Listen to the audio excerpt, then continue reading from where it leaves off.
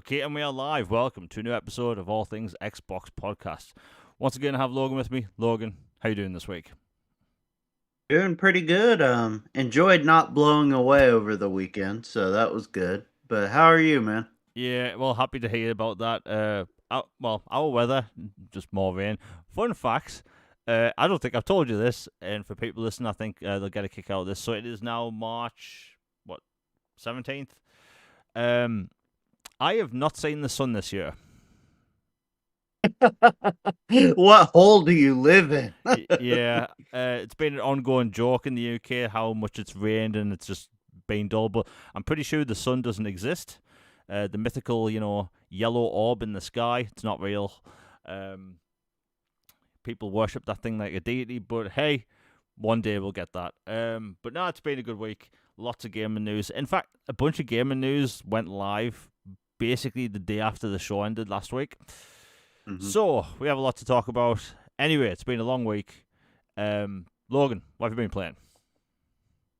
Yeah, I've been playing a few different things. I first up, I wrapped up the latest expansion for Power Wash Sim 2. This little miniature train set village this guy had made, and so like you go in and like there's like a castle and there's like a downtown, a fishing dock, farms, trains, hot air balloons. It's very Thomas the Train coded Yeah. and very British villagey, and it was really fun. Did that.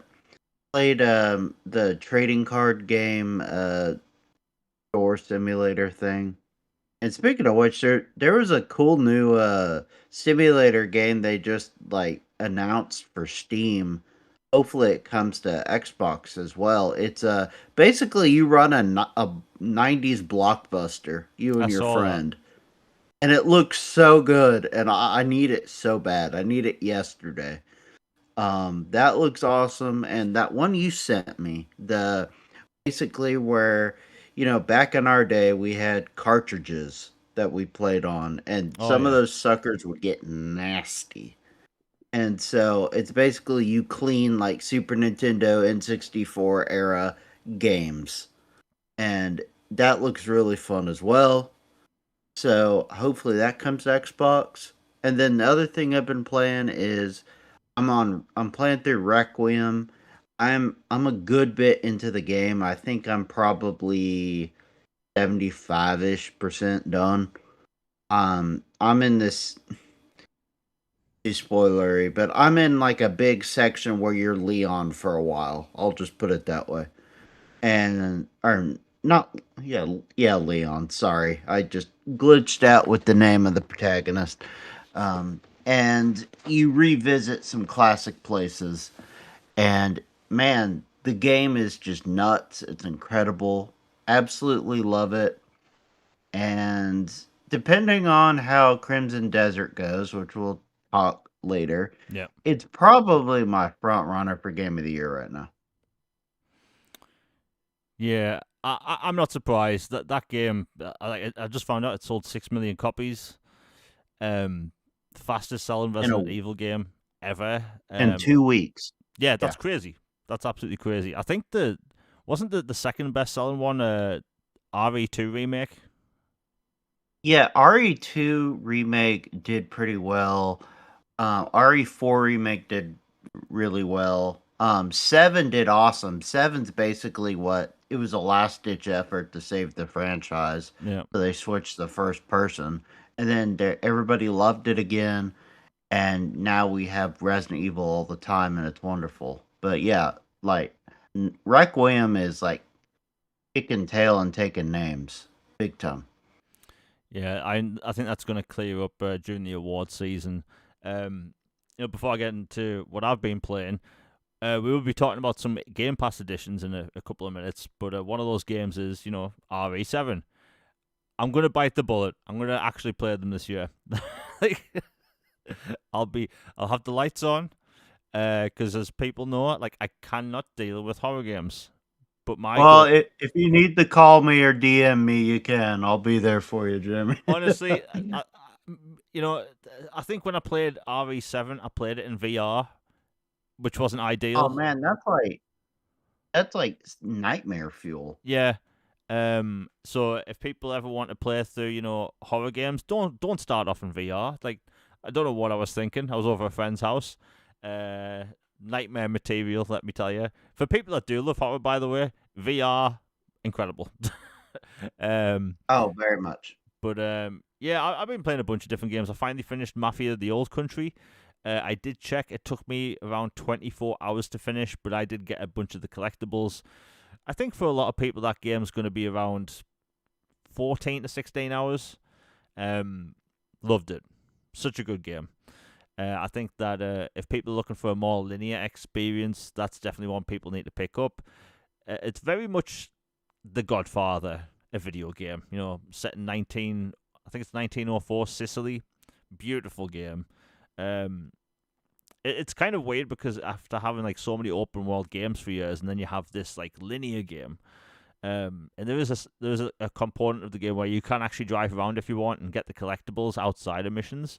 But Mafia games outside of 3, they are linear. They just tend to be set in an open world, and it's kind of the same here, but done so well. Brilliant voice acting. You can actually play through the entire game in Sicilian if you want. To make it even more immersive. But there's like tons of filters as well. So if you want the whole game to look and sound like a old 1900s movie with like the crackling and stuff, you can turn those effects on.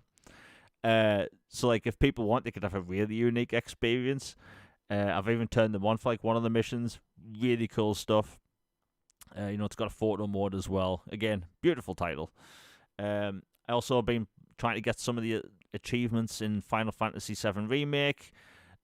People weren't joking, by the way. The squatting and pull-up mini games are unbelievably brutal. People think Dark Souls is hard. They've played nothing yet. These 2 mini games in FF7 Remake, I think my hands were about to bleed. the kind of, for people who haven't played it, there's these optional mini games in FF7 where you basically just have to do squats and pull-ups. But you know how in most mini games where it's a rhythm-based game, you have to press the button that's on screen? Well, you do that in this, but then it basically takes away the buttons on screen. You have to guess where they are. Yeah, you basically have to memorize a pattern and do it in the correct order with the beat. And if you mess that up, you're screwed.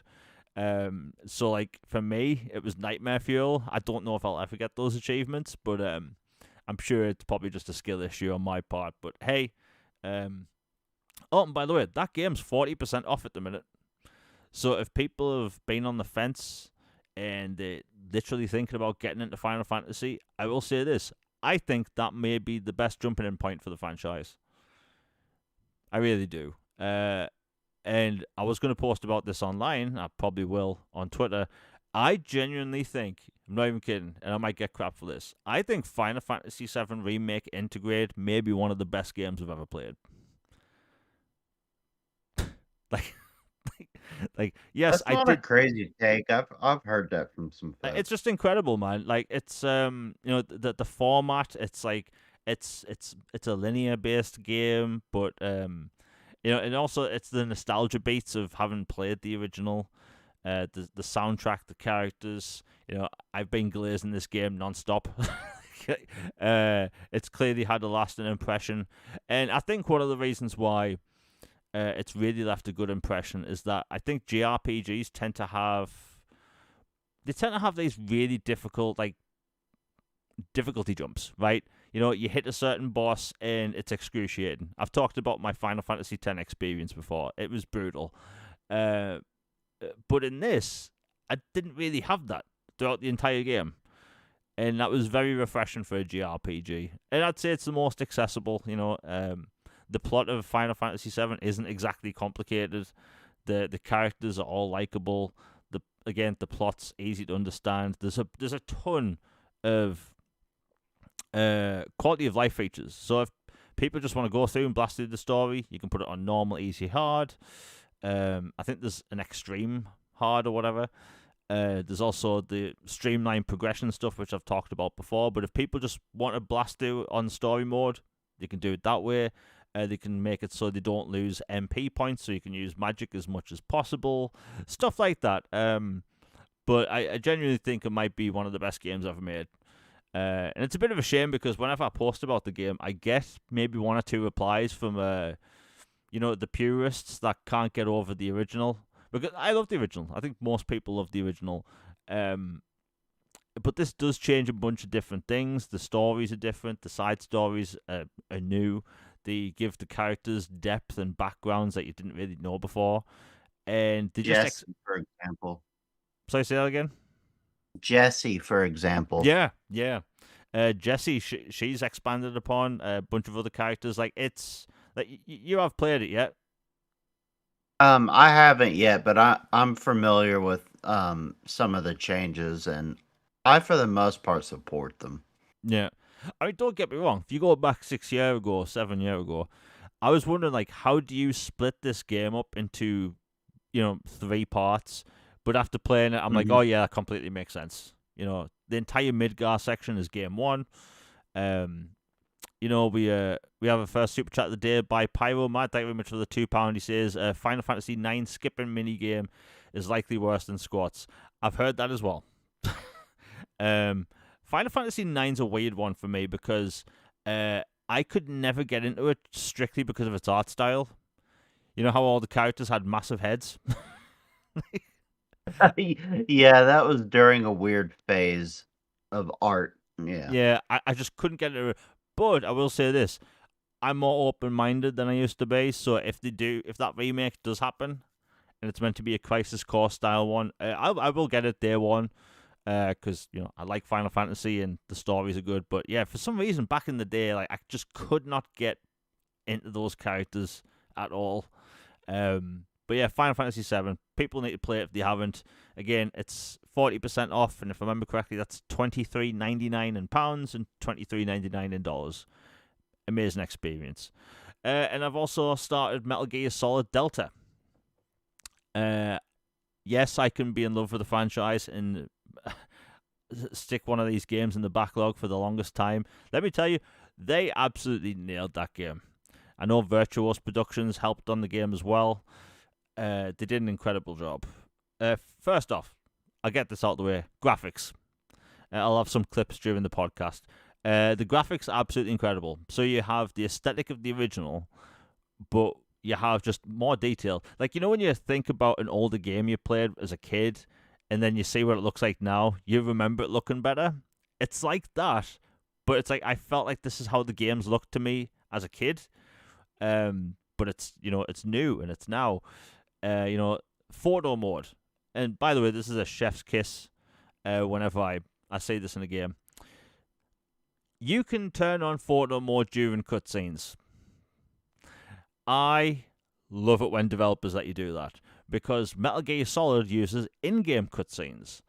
So you can get some amazing screenshots, which I'll be posting online shortly. But my God, and modern gameplay. Like, Logan, you've definitely played the Metal Gear games, right? Yes. Right. They some have not aged gracefully, I'll put it that way. So, as someone that has decades of Metal Gear Solid muscle memory, this game has, a new gameplay option. So you can play the game like a modern title, where you hold the right trigger to shoot, the left trigger to aim, that kind of stuff. It can play like a modern third-person game, which is cool. And I think most new people are going to enjoy the game that way. However, with me having decades of muscle memory to the old way, I was struggling to adjust. Because, so for people that don't know, this is how you fire a weapon in a modern third-person game. You aim your character what you want to shoot at, you press the left trigger to aim down the sight, and you press the right trigger to shoot. Pretty simple. In fact, all third-person games pretty much play that way. In the original Metal Gear Solid games, this is how you aim. You pull out the weapon, pressing right trigger. You hold LB, then you press RB, and then you have to press X, or it would be square on PlayStation. But to fire the weapon, you have to release the button. Right? such an awkward way to fire it. But the thing is, I've had decades of playing these games, so like to me now it's not really much of an issue. But having muscle memory like that, playing something modern, it just threw me off, which I think is really funny. But hey, they did an incredible job with the game, and yeah, it still lists Hideo Kojima in the titles, which before release some people were worried about. But that's also 50% off at the minute, which I noticed. But yeah, they did an incredible job with this port. Like Logan, have you played Delta yet? No, not yet. No. All right, but it's a great game. I think it's on sale basically everywhere at the minute. I just saw in chat. What about High Guard? Never played it. Although since the last show, High Guard I was has gonna say ended. about that. Yeah, look, I didn't play it. It wasn't for me. I'm not really into free to play hero shooters or hero looking shooters. And honestly, like, how do you sell High Guard to someone? Hey, by the way, this is a 3v3 raid game. Like that means nothing to me. Like Logan doesn't like those types of games. I don't like those types of games. And yeah, I was tempted to download it, but man, like it just mess up me achievements. It's a shame. It's a shame about the studio. It is a shame how they were clearly set up for failure, and Tencent backed down. They clearly had some revenue sharing deal. So, like, I've never seen a game like that. Like people, like Concord was the biggest failure of all time. We all know that. But High Guard is a different kind of failure, right? The studio had no money to stay afloat at all. They were out for less than 2 months, and like their microtransactions mustn't have been making anything. They had no progression system at all. Whereas, like, you play Call of Duty, you play Battlefield, Halo, like, you play to level up. You play to unlock things in a battle pass. And the way they had their system set up was, like, you didn't really play to level up. So like, the oldest way in gaming to, progress in those types of games is literally just to add a new level to your name. And they didn't have that. And funny thing is, they added that a couple of days before they shut the game down. And it was just like everyone in the replies was like wondering, like, why would you add this now? They didn't even give the game a chance, putting out the roadmap the way they did. And I commend developers for putting out a year-long roadmap that far in advance.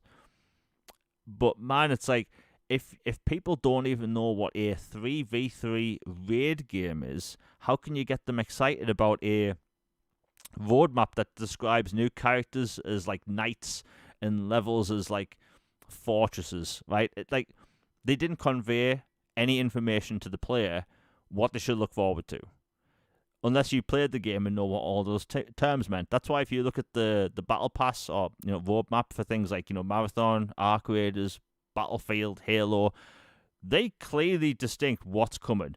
Hey, new maps, new characters, new weapons, right? Very simple stuff. But High Guard, they had to go an extra level and just be extra, and it doesn't surprise me that the game failed. And developers popping off at gamers on Twitter saying it's their fault, but it's like in an age where people are getting sick of free-to-play games, they're getting sick of being monetized throughout the wazoo constantly, and then you put out this free-to-play game that, like, let's be honest, if you're at the Game Awards and you hear Titanfall developers, you're expecting to see something special. You don't expect to see this free-to-play, let's be honest, slop-looking game. I know some people had fun with it, but every time I saw High Guard, I was just like, I don't know what to say. Like, it just didn't look entertaining. I'd be interested if anyone in chat, like, did you play it? Did you have fun with it? Because, man, like, my friend that I played Call of Duty with and Arc Raiders with, like, he likes first-person shooters. He's great at them, right? I hope he's not listening to this because, it'll boost his ego, but my God, he's great at first-person shooters. And he thought High Guard was terrible. Like, no fun in it, no reason to play, and I got that just by watching the trailers. And by the way, bit of a rant. the way they announced that game and released it is the dumbest thing I've ever heard, right? Because they were wanting to do what Apex did. And for people that don't know what happens with Apex, Apex was announced, was it right before the pandemic started? They literally shadow dropped and announced Apex Legends the same day it was announced, right? They announced it and it released in the same day. They wanted that to happen with this because Apex Legends popped off when that came out. But High Guard, they announced it at the Game Awards, then they go silent, completely silent for a month, and then the day of release, they start to post on Twitter again. They posted a YouTube video going over the details of the game, and if you watch that video, the developers looked stressed, right? I don't know if they realized how bad of a marketing idea that was. It was bad. Yeah, okay, so you did enjoy High Guard, right? Yeah, putting out the best features in the game days before they closed it is weird, man. And we have talked in the past how these kinds of games, they really need to let people just play against bots and let people play. Like, if you bought the game, if it wasn't free to play, but if you bought a game and it's a PvP game, you should be able to just fight bots or fight peer to peer with other players. They should have done something like that with this, right? Maybe so. If you downloaded the game, you can fight bots, right? I don't know. Logan, what's your take? Because High Guard, definitely not your cup of tea, but the fact that the way it was announced, the way it came out, it was just doomed from the beginning. Yeah, I was about to say it was basically like a classic EA special, like a game set out to fail or set up to fail or die, basically. Like a newer studio, smaller team, funding from Tencent, just thrown out there in this big extravaganza like, "Oh, hey, you're hyped as the next big thing at the end of this biggest show with millions upon millions of people watching." And it's like, jump in, whenever. And it's like, here's this roadmap. This is what we're going to do. And it's just like, all while it's also like the Simpsons meme where he looks fine up front, but then he has all those horrible things holding him Yeah, tied yeah, together on the back. It's just like, the apartment's on fire, like we can't pay our bills, like the servers are down, our writers are sick. I don't know. It was just they have so much going on to where it's like they were in no position to actually deliver on this stuff. And so they were set up to fail. yeah, Like I it's not my genre at all. I had zero interest in it at all. But it was definitely not a game I wanted to fail. I just didn't like it or have interest in it, and I feel bad for them because frankly, I think they got done dirty by the presentation for their game. And there's another thing to compare this with Apex. Apex had the benefit of coming from the Titanfall studio and was dropped at the beginning of a pandemic when everybody gets shut in. And so everybody's like, well, crap, what am I going to play? It's like, oh, this new game just dropped. It's free to play. I'll check it out. And so a whole bunch of people are trapped at home and can't go anywhere, and so it's like an almost unreplicable event and conglomerate of things coming together to make that work the way it did. And you just trying to set up this small team to try to catch lightning in a bottle like that is just it's uneducated is the nicest way I can put that. yeah, Um so yeah, that's my thoughts on it, but good luck to them. I hope they get land on their feet elsewhere. I think they're probably talented devs in studio. I just think that they were in a lose-lose situation. yeah. Before I continue with the High Guard thing, we almost done with that topic, but like I've just realized the the flight simulator footage I chose for this podcast. It's my early flight sim footage. I am terrible. Now I'm way better. I'm looking at this clip. I'm thinking, why did I use this clip? It's terrible.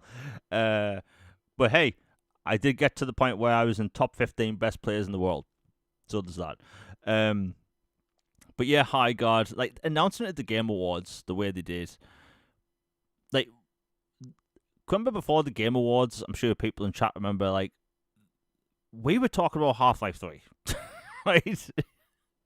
Because like Jeff Keighley never really comes out and denies it, right? So we always think it's going to happen, and then this is one of those instances where, like, look, at 4 years ago, do you know what the one more thing was at the Game Awards? The Fast and the Furious game. That's delisted now, right? So like there seems to be a habit with these one more thing games. It's not all the time, but sometimes.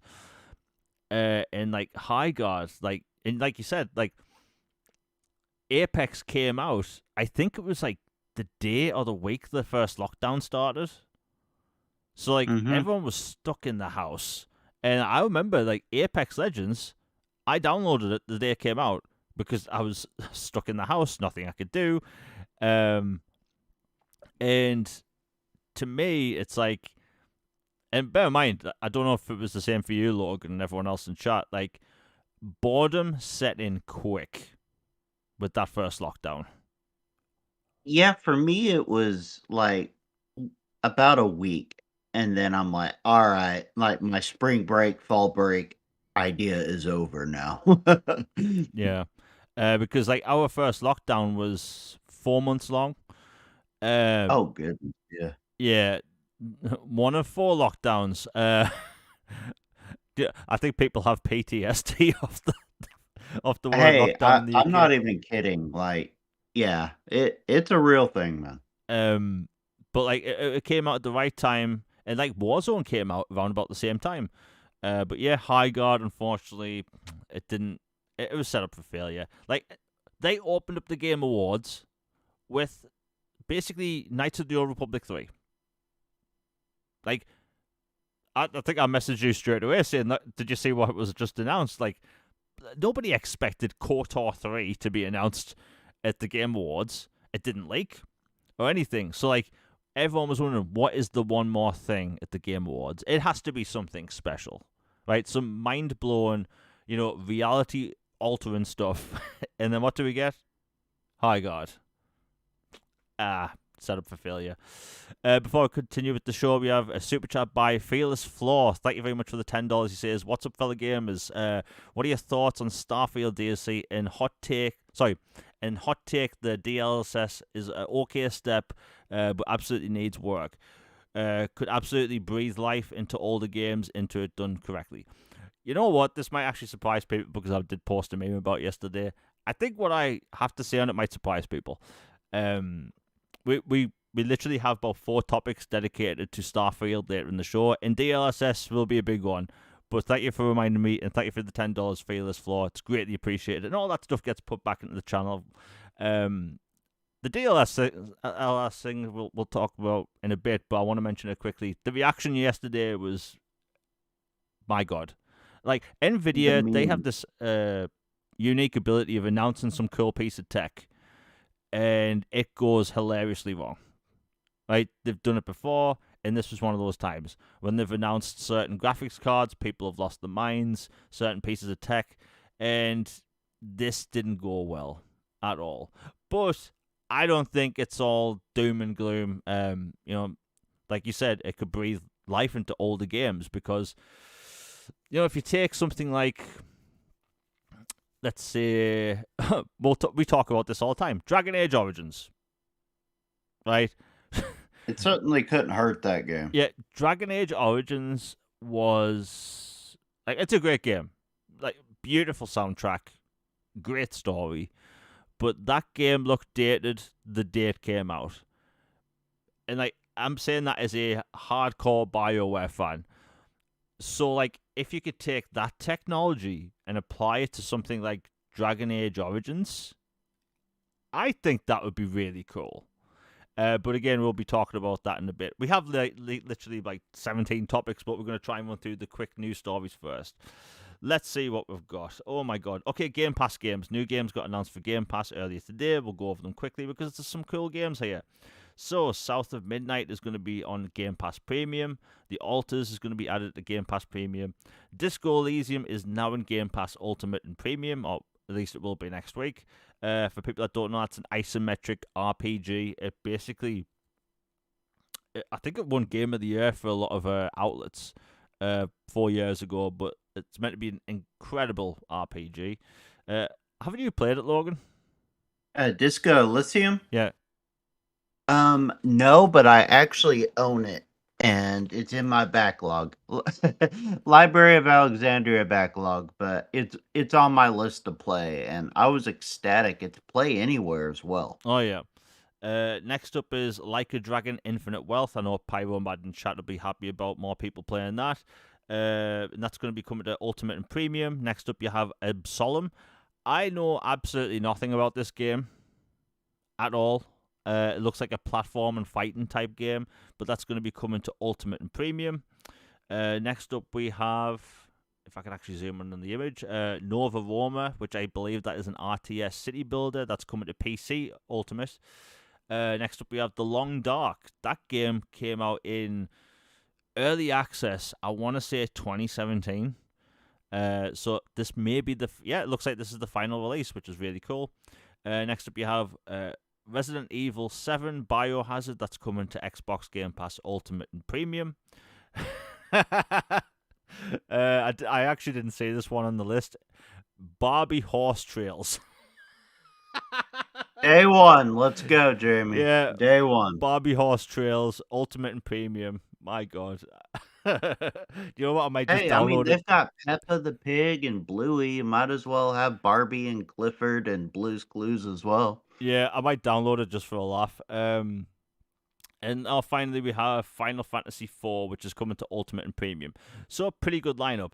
I'm actually surprised they announced a new list of games because typically they do 2 drops a month, one on the first Tuesday of the month and one on the last Tuesday of the month.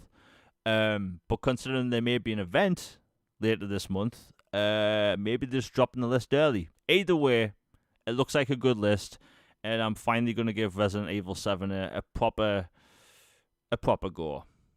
We'll see how long that lasts. But hey, good list of games. Now, this isn't really game news that's going to affect most people, but it really annoyed me to the point I want to have a mini rant about it. So, brand new Cyberpunk news dropped today. And, for people that don't know, the game is now in Game Pass. They announced a brand new game today, and it's a Cyberpunk action racing game set in the Cyberpunk 2077 racing universe. However, it's an arcade game. Oh, come on. That's like an old Konami troll job. Yeah, honestly, I read this post without seeing the word arcade in it because I got so excited. I'm like, oh, cool, an action spin-off game. Why not? Because Night City's a big game. You have many different areas that would work as, racetracks. And my heart sank because we don't have an arcade where I live anymore. Arcades basically don't exist. Not really. Here anymore, and that's heartbreaking. So, hey, if you get to, see one of these Cyberpunk 2077 racing cabinets, take a picture, send me it, just so it'll make me salty and jealous. I do hope we can get to a point where maybe some arcade games can get ported to console, because there's a Halo arcade box or arcade console thing. Yeah, Fireteam Raven. Yeah, I will never get to play that. Right? And that hurts. And man, I used to love going to the arcade when we had one. I think it was called Sniper Scope, where it was literally a sniping game. And I used to love that game. But yeah, I think our arcade shut in Durham, I want to say 2010. But yeah, hey, if anyone gets to play it, go ahead. It looks fun. I love Cyberpunk 2077, so yeah. Logan, what's your take on the whole, these AAA games getting arcade spin-offs? And that's cool. I mean, power to them. I'm glad more people get to experience them in kind of niche ways, but I wish they would also make a console version. I'm cool with them making arcade versions. That's really fun and awesome. That was my first experience with House of the Dead Oh and yeah. Area 51, and I remember Did y'all have the Jurassic Park like Jeep arcade Yes. game Yeah. where yes, where you and a buddy hop in the Jeep and like you get the pistols and it's like somebody sticks out the window and it's just like, dude, that game was epic. I'm so sad we don't have that anymore. Oh, I'll tell you another good one. Time Crisis.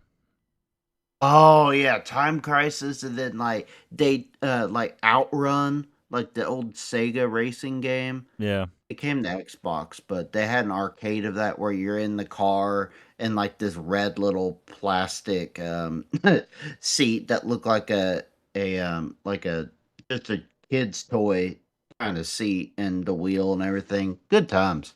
Yeah. But yeah, I'm just a little bit salty. I was thinking, oh, cool, brand new Cyberpunk spin-off, so people can play it. But the thing is, right, that would be so big on console. Like, Is have it like a death race type it game? was kind of like a road rash style game Okay, yeah. where it is a racing game on a track, but you try and knock people off their motorcycles. Um, my God, CD Projekt Red, please, for the love of God, please. Um, let's see what we got next. Okay, Assassin's Creed 4 remake was teased once again. Look, it's happening. Allegedly April, so like they have to announce it soon. Right? I can't imagine Ubisoft spending less than a month doing marketing. So like something's got to give. But either way, I'll be there day one. Logan, you've definitely played AC4, right? Oh yeah, it's the best pirate game ever made. It's incredible. Yeah, I mean, if it has the, I've talked about this a million times, but if they put the ability to crouch in the game, they have a winner. That's all they have to do for me. Make it 4K, make it 60, and let me crouch. For the love of God, I mean that thing is going to sell crazy numbers when it comes out, but we should be finding out in the next couple of weeks. And if the Xbox event that might be happening this month is true, maybe we will see it there. But again, we'll talk about that in a bit. But all in all, you know what? I've been wanting to talk about this all day. Should we talk about the DLSS thing now? 'Cause, my God. Sure, this is Jamie, and this is Jamie at home. Eh, Yeah. oh my God, right? So Nvidia, they do their tech demos a couple of times a year. Sometimes they've brought out a little robot on stage, and it's using like like ridiculous but powered like computer components to like get this thing to work, right? Uh, but they show off DLSS 5, and it shows you Grace Ashcroft from Resident Evil 9, and bear in mind, I've never once seen a screenshot of Resident Evil 9 and thought, wow, this game's ugly. And then the slide goes over, and it just looks like the most obvious AI slop I've ever seen. Right? Just for purposes of my channel, we're going to start calling it computer slop. Just because, algorithms can be weird. But we're just going to refer to it as DLSS 5 or computer slop. So this computer slop was awful because like if you open up Instagram and just click on the search button, right, almost your entire feed will be stuff like this, right? The most obvious computer slop I've ever seen. It's all like this, right? It all looks the same, right? You have super high resolution face, lower resolution below the neck. It's kind of like an autofocus thing. Hyper realistic features, but this technology, it messes things up in the environment. It can't do text properly, and like a developer on Twitter noted that the street lights all of a sudden had no lights on them. And like it just looked bad, and then it showed you Starfield. Granted, I actually think Starfield it did work a little bit for, especially when it showed you the two characters talking to you at the beginning of the game. I actually thought that was pretty good. But then when it showed you Hogwarts Legacy, I was mortified. Because in that game, you play as a 15-year-old. But the dude was clearly pushing 35, and the old lady was clearly pushing 150. Right? Right? Look, the examples we saw yesterday, and the fact that everyone's memeing about it, you have Among Us. I just saw Pizza Hut UK, sorry, Domino's Pizza UK, are memeing about this, everyone is posting memes about this. It's hilarious, right? Um, My favorite one is Resident Evil 7. Have you seen that one? no, no. It's got the Baker family at the table, and like usually it's like horrific and horrifying looking, but now Oh, yeah, I it's saw that one. yeah. Yeah, Now it's terrifying for a different reason. yeah. Um, It's just like, look, they could have handsome Squidward filter. yes, that's perfect. It, Yes. it's like, look. I think all these new technologies, they can start off a bit weird and then they get better, and that's always the case. But man, if you're trying to sell people on an idea and on a product, that was the wrong way to do it. And by the way, there was a lot of people in my feed that were saying this is the best thing ever. But like, I think the problem with that is you have these developers that spend months of their lives designing these characters, designing these worlds, to all of a sudden have this filter go over the game where the geometry is completely different. Right? Grace Ashcroft didn't look like Grace Ashcroft. The main character from Hogwarts Legacy, blatantly a different character model completely. Different cheekbones, different eyes, everything. Even FIFA. There was people posting clips of the FIFA differences. Like for FIFA, the expressions on the character's face was different. And although I do think for sports games that stuff would be really good, but man, it looked bad, right? Now, do I think a year from now, 2 years from now, the technology is in a place where developers can use it to help, make more detailed environments, maybe make 4K textures for things like the ground and stuff? Yeah, but as of now, we have to go off what we saw, and that was terrible. Like, Logan, what's your take? Because like, it wasn't the best reveal for an Nvidia product or piece of software, and like developers are memeing it. Ubisoft was featured in the showcase with Assassin's Creed Shadows, and they've been memeing it. It it went bad. Yeah, it was probably the latest and one of the best examples of this of a company trying to bring out this new thing and force feed it on everybody and look at like, "Ooh, look at this cool great new thing we built. Isn't this the best thing ever? Y'all like it, right? Right?" And then everybody's like, "No, actually, I hate this. I want it set on fire and blast off into the sun. It is horrible." And then they're like, "Well, that was not the response we expected." And yeah, it's just between that, the digital foundry stuff connected to that, just a whole bunch of just goofy stuff. Like my stance on AI and tech and power and stuff in general is it's a tool that can be used, and it's how you use it that makes it good, bad, whatever, and that there's clearly things they need to work out. Like basically, this computer stuff is essentially learning and being developed on the go.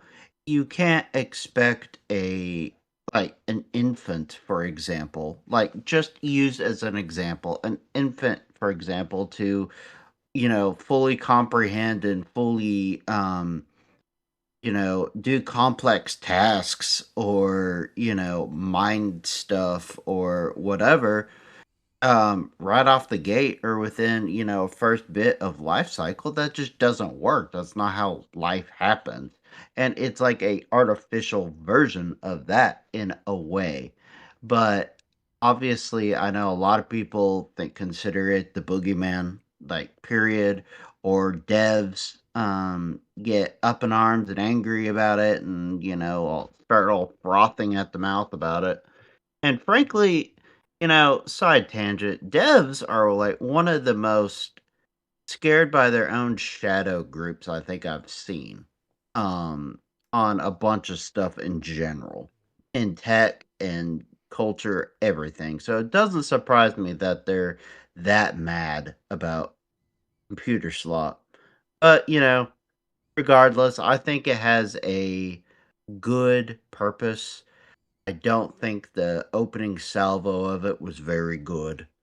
But like if they can use that to help remaster some older games or fill in some code blanks that were missing or whatever to make things playable going forward, I'm all for it. So it's not a simple black white yes no. It's a yeah, there's clearly work to be done here. Yeah, the reason I mentioned Dragon Age Origins before is that EA is apparently they have no interest in remastering the Dragon Age games because there's no one that worked on the original Dragon Age that still works there, right? Which is I think is a weird reason to not do a remaster. But like if you could somehow apply this to the original Dragon Age and just get it to look well nice. 360 level? Yeah, and I think people would buy it. It doesn't need to have like the the slop filter and make it look super realistic, but just even like slightly better, right? I don't know the prompts they have to put in or like how they code the DLSS to make it do what it needs to do, but surely we don't need handsome Squidward like for game characters all the time. Um, maybe 3 years from now we are looking back at this and laughing, but like as you're trying to reveal emergent technologies to people, like look at Unreal Engine 5, right? When that was first announced, it looked cool and people were sold on it, right? Yes, ever since we've had issues with performance and stuff, but like when we were first showed it, it looked great, right? They had the Matrix tech demo and all that stuff, right? That was a good way to show tech off. But with this, it's everything went wrong, and it doesn't help that Nvidia, they talking less about hardware now with their graphics cards, and they just talking about data centers and stuff all the time. It's like, and honestly, I think people are getting sick of the topic. Every company at the minute is talking about this stuff all the time, right?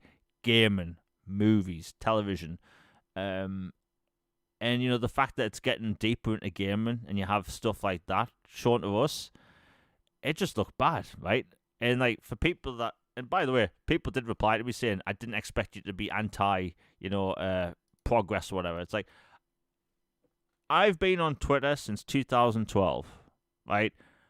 May God help me. But I've been on Twitter since 2012, and I've never once popped off about AI. Not once, right? And I just made a little meme about it, and some people took offense to it, right? It's like, That's the name of the game today, Jamie. Everybody's upset about everything. yeah, but like, look, I think we could get some cool, games out of it in the future, but I just don't understand like how a developer would spend like, let's say 4 or 5 years of their lives making this game, putting blood, sweat, and tears into these character designs, modeling them with their hands, to have this filter just go over the screen and say, by the way, this is what the character looks like now. That would annoy the hell out of me. And I'm not a developer, but like you said, some developers, they have reacted to this, but we'll just have to see what happens. Thankfully, it is an optional thing. It's not a mandatory thing, but if publishers look at that and legitimately think that's what we want, yeah, we screwed. Although Bring I will on say the this, crash, baby. yeah, oh yeah. Do you know, right? Part of me kind of wants the crash to happen. Just like, You're not the only one. There's been a growing sentiment of that around. just a tiny little crash, just a tiny one. Funny thing is, we mention all this stuff. The most unlikely person said something which I thought was like, it calmed me down a little bit. I was like, okay, this is okay.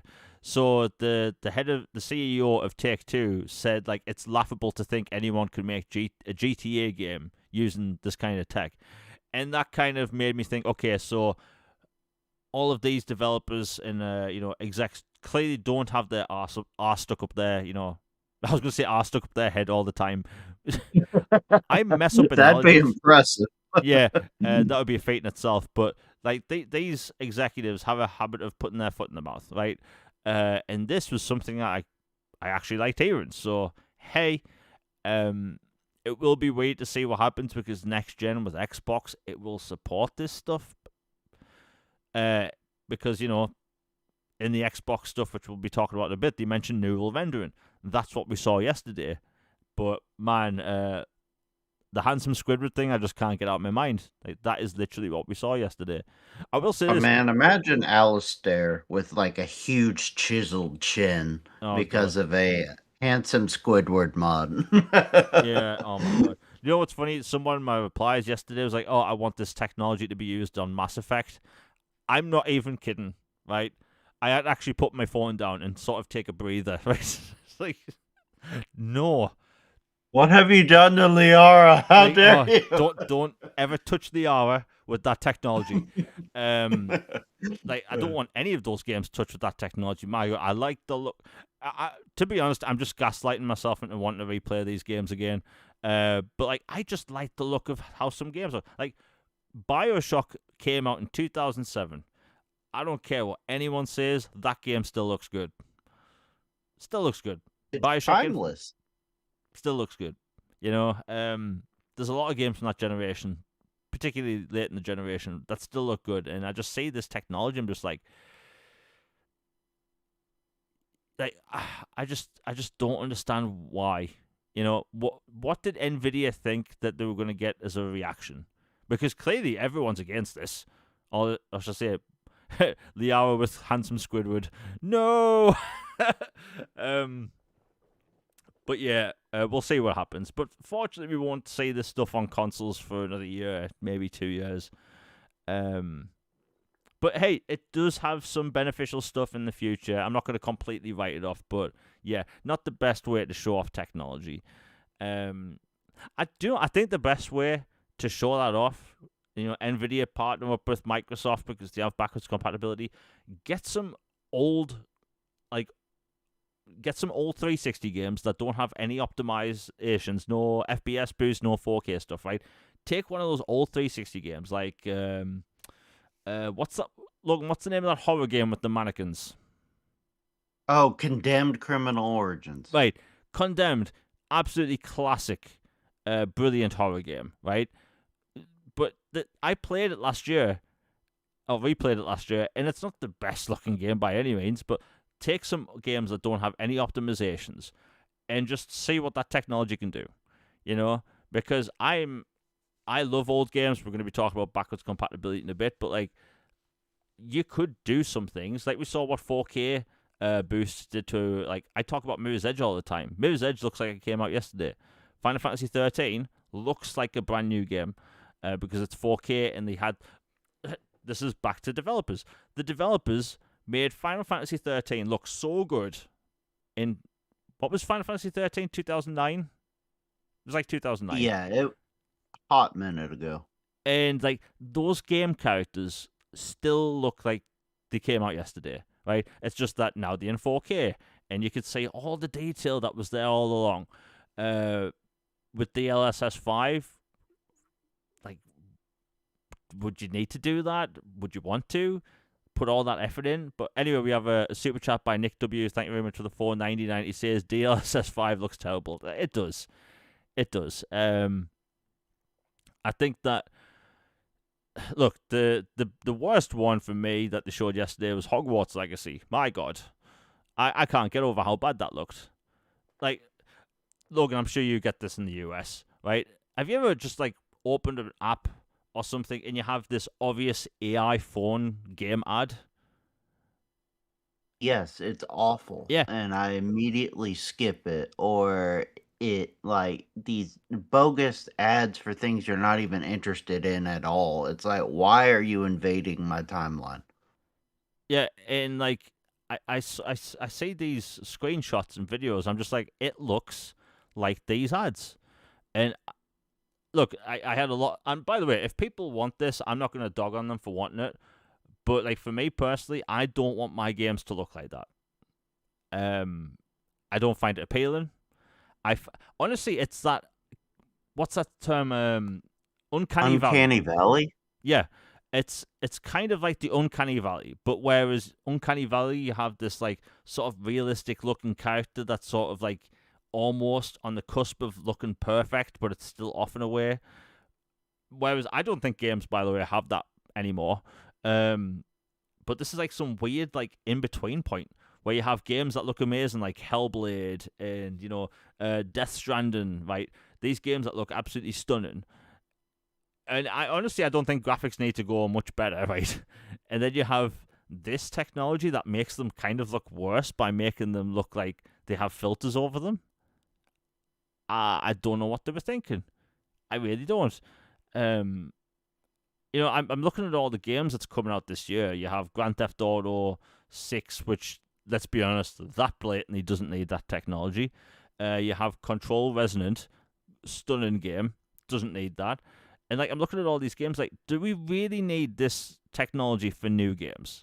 Like old games, we could try that. Like I saw in chat before, someone mentioned Skyrim. You know what? I would like to see them try and see what happens with that technology. Big I game like bet that. Todd's on board. Yeah, get Todd Howard on board. It doesn't have a remake like Oblivion, where Oblivion looks all pretty now. But like putting these filters on already good looking games is mind boggling. Like RE9 just dropped. It's potentially one of the best looking games ever made. And you have Nvidia going, by the way, here's our slop filter. Let's make it look worse. Like, why would you do that? Take an old game. Take Morrowind from 2002 or whenever it came out. Take Knights of the Old Republic, the original. Try some old Perfect games. choices. They could do anything, right? Take some PlayStation 1 games. But you just like, I can't get over how bad Hogwarts Legacy looked. And then there was the clip with Leon Kennedy. Leon Kennedy looked better in the game version. Like I don't know what market they aiming this at, and I get it. There's this like subset of gamers that they want like best looking everything. I think we have to take a step back, man. Like I really don't think like trying to race to the top or race to the bottom, however way you want to look at it, for like the best graphics all the time. Like we're gonna be reaching diminishing returns. Like these games don't have to look much better, right? When we talk about next gen all the time, I don't really look forward to next gen because of graphics, right? I want games where I can go into more buildings. I want more NPCs on screen. I want better, enemy NPCs, that type of thing. I don't really care about graphics anymore. Like, I've never once played Hellblade 2 and thought, oof, this is a bit warpy. Yeah, like, I've never once played, let's see what I'm looking at the minute. Like, Final Fantasy VII Remake. I've glazed that game non-stop. I never once thought while playing that, man, this needs to look better. It already looks good.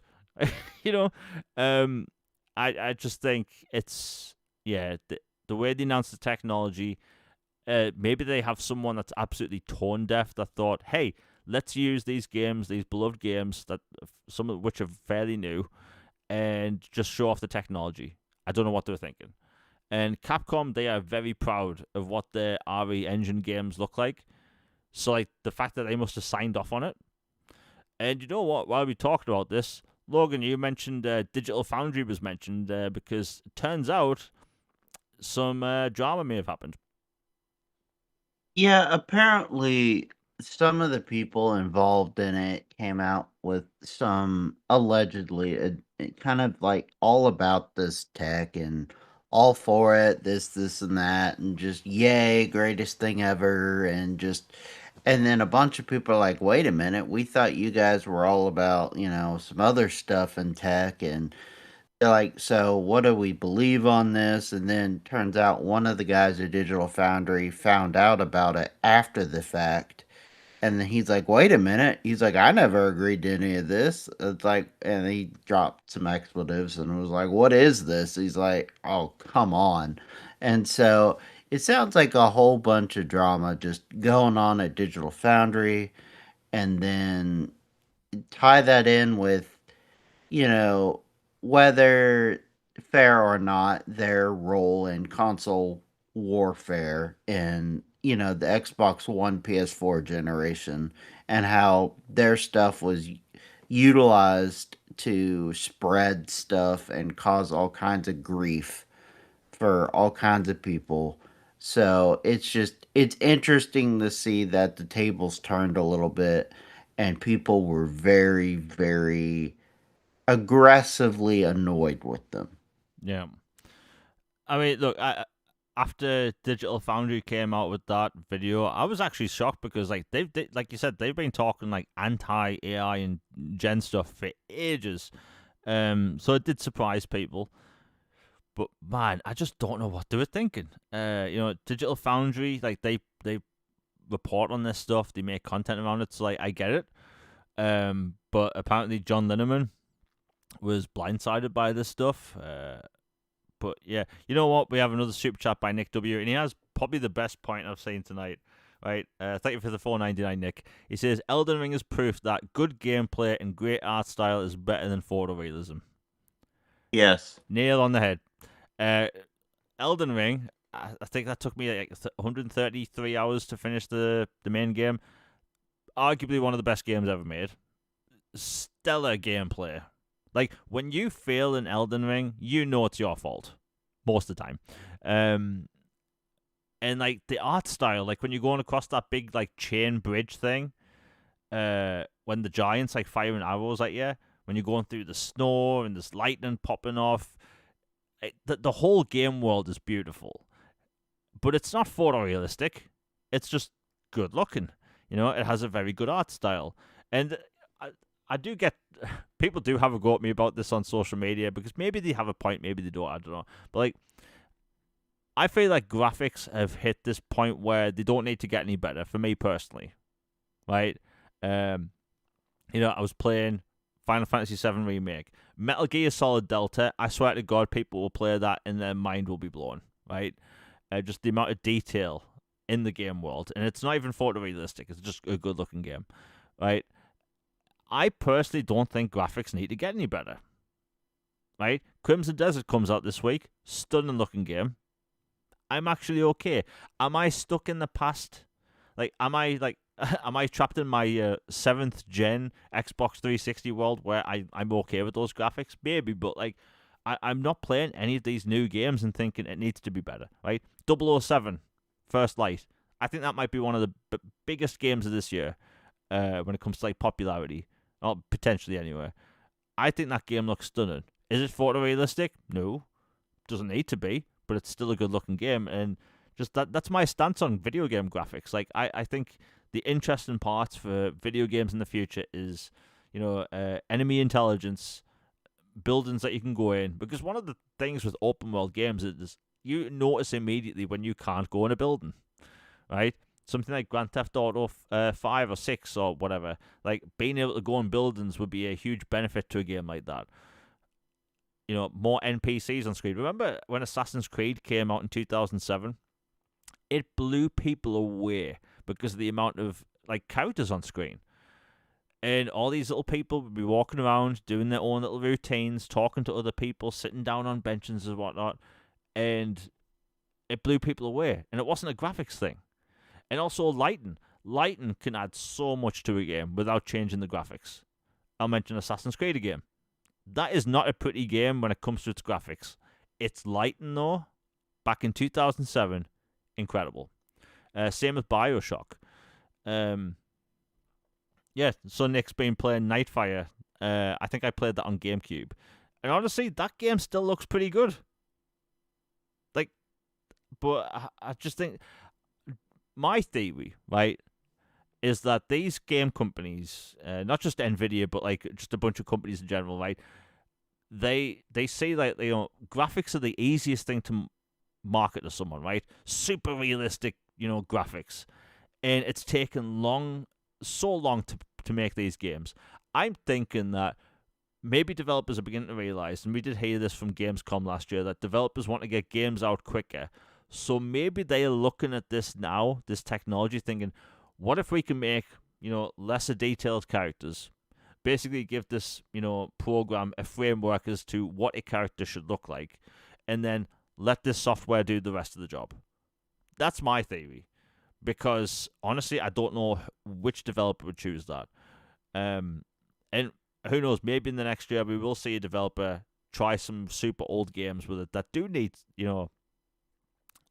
better graphics in some way. Like I mentioned Dragon Age Origins. I will never stop giving Dragon Age Origins a hard time for the way it looks because I was so disappointed when that came out. I remember playing it and thinking, I think I got it for Christmas, actually. I got it around Christmas, I think. But I remember getting that, and I was so heartbroken by, like, just, you go from Mass Effect to that. Oof. Um, but yeah, Elden Ring still looks great. 100 years from now, Elden Ring will still look great. It's never tried to be realistic, never wants to be realistic, and doesn't have to be. And like, I put it like this: we're gonna see someone put that filter over Elden Ring at some point, and I guarantee it's gonna look terrible. It's gonna look terrible. Uh, it's a shame. Like, Logan, have you got anything else to say on this DLSS 5 before we move on? I mean, basically, it's kind of like I'll say it carefully, but it's kind of like um you know how some people once they go Hollywood and they're in for a while and then they start getting all these little work done and Oh yeah. eventually don't even resemble what they were, or they look like zombified or like soulless. Like are the lights still on in there? Like, is anybody home? Kind of, you know what I mean? And so it's like, well, they're technically maybe prettier or more handsome or something, maybe in one opinion, but in another way, it's like almost like Ship of Theseus. It's like if you take enough parts out of something and replace it with stuff, is it actually what it was at one point?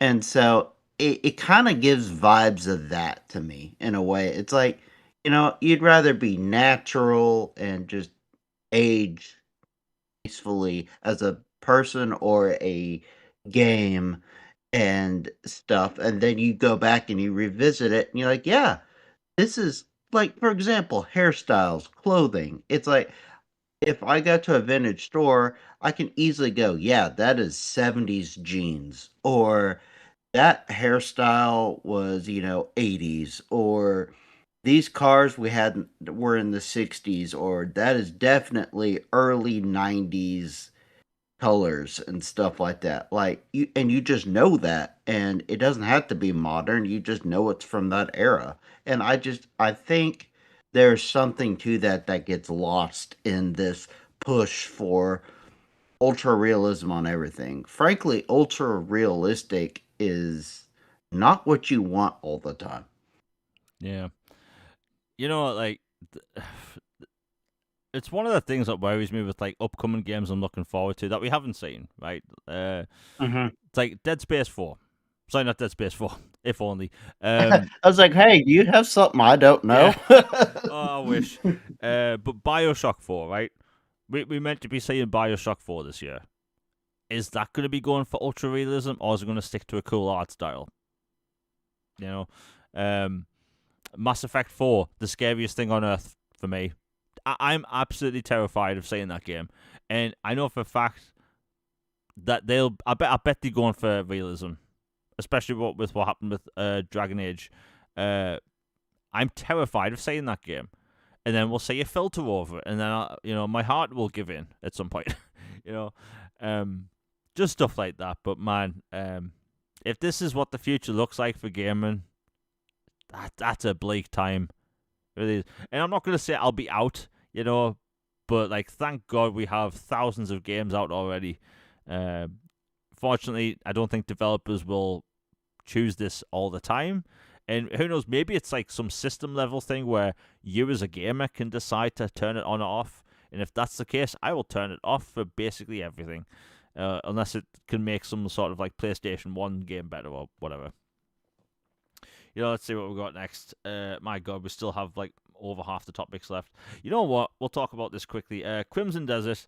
When this game was first announced, I was basically the only person on social media talking about it because I like to look for obscure games that no one's heard of.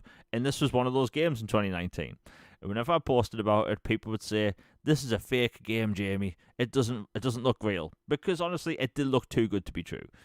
And over the years, they've been showing off tons of gameplay, hours of footage, boss battles, different gameplay mechanics. And anyway, it comes out this week. And let me tell you, I have been looking forward to I've been looking forward to this game for years because it looks incredible. Um, not many games fit that whole Witcher 3 style game, in my opinion. Like, if you want a Witcher 3 style game, you have The Witcher 3. That's it. If you want to play something like Skyrim, you basically only have Skyrim. I look at Crimson Desert and I feel like, this is going to give you what Red Dead Redemption 2 gave you. The ultimate immersion you have in an open world where you have realistic NPCs interacting with each other. You have a wanted system, and my God, gamers love wanted systems. And yeah, it does have a game mechanic for everything.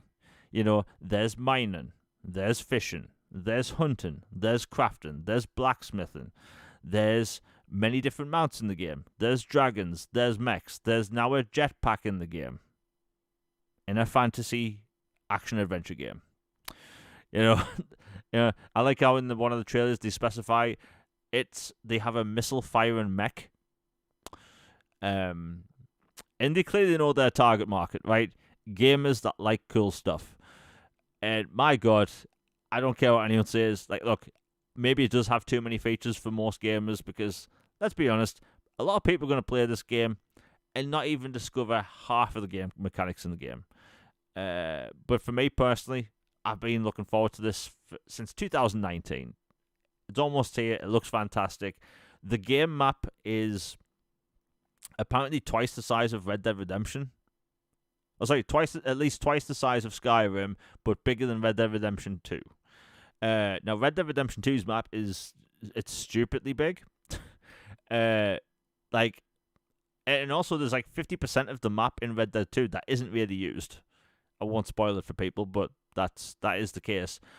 And I'm looking at this game, like, apparently it takes over 2 hours to ride from one end to the other on a horse, which is ridiculous. Anyway, I'm clearly excited for the game. Logan, what's your take? Because, this game has been a long time in the making. It does have a lot of different gameplay mechanics. It does seem like a very big game for a lot of people. But what do you think? I'm excited for it. It looks awesome. I probably won't be getting it day one because I'm finishing up some other stuff first, but it's definitely on my to get list. And like you, I've been waiting a long time for it. I've heard great things from people who've play tested it. It sounds awesome. It looks awesome. And yeah, I just love the idea of somehow sci-fi and fantasy mixing together in this. Yeah. Like, I mean, technically Star Wars, if you want to get to the nitty-gritty of it, it's like science fantasy. Like medieval knights with spaceships and stuff like that. Like it's an interesting cross like this. And so like, who knows? Maybe they'll have velociraptors with Tommy guns or something in there too, which would be amazing, by the way. But yeah, I'm looking forward to it. Yeah, I mean, look, this game has a lot. It wouldn't surprise me if it has that. I did like how the developer they came out and said, "Look, there's not going to be any microtransactions." They haven't really stated whether there's going to be expansions or not. I'm completely okay if a single player game gets expansions. That said, like, I've seen the amount of territories in this game. There's like 100 territories. There's like 76 bosses, I think. Over 20 mounts in the game, and we've only seen about 6. So there might be velociraptors in this game. But it just looks really cool. And I think that, if you're like me, like, look, I complain about open world games all the time about how a lot of them seem very samey, right? You fire one up, and it's, hey, there's 4 towers on this map. You go to each tower and unlocks a different part of the map, or there's 4 different kinds of events in the game, and they all repeated throughout this map. Rinse and repeat. The reason why I praise The Witcher 3 so much in things like Skyrim is that it feels like the world's fleshed out. Every area is different. Every biome in those games feel unique, with unique creatures and things to do. And I get that impression from this. Red Dead Redemption 2 doesn't get enough praise, in my opinion. It's one of the best games ever made. There's no immersive game like it. And if you play the game, whether you're hunting with a bow up in the mountains to just walking through strawberry, right? It's there's no game like it. And if you get that from this, with your wanted system, with your gameplay and mechanics, like it could be one of the best games of the generation. That's a lot of praise for a game I haven't played yet, I know, but you see this excitement for a fantasy game, and I've been noticing this for a while. Every year or so, there's this fantasy game that has a lot of hype before it comes out, and then when it comes out, it does amazing numbers, and it's one of the biggest games of the year. You know, Elden Ring in 2022, that sold 25 million copies, and they sold a Souls-like game to the average gamer because Elden Ring was so good. You know, Baldur's Gate 3 basically sold CRPGs to casual gamers and sold insane numbers. You have Hogwarts Legacy. That is a fantasy game, but that was the best-selling game the year it released. You know, you have Expedition 33, which is a turn-based JRPG where people have been telling me for months and years that nobody likes turn-based games. Clearly, they bloody do. Apparently somebody does. Yeah, clearly people love that now.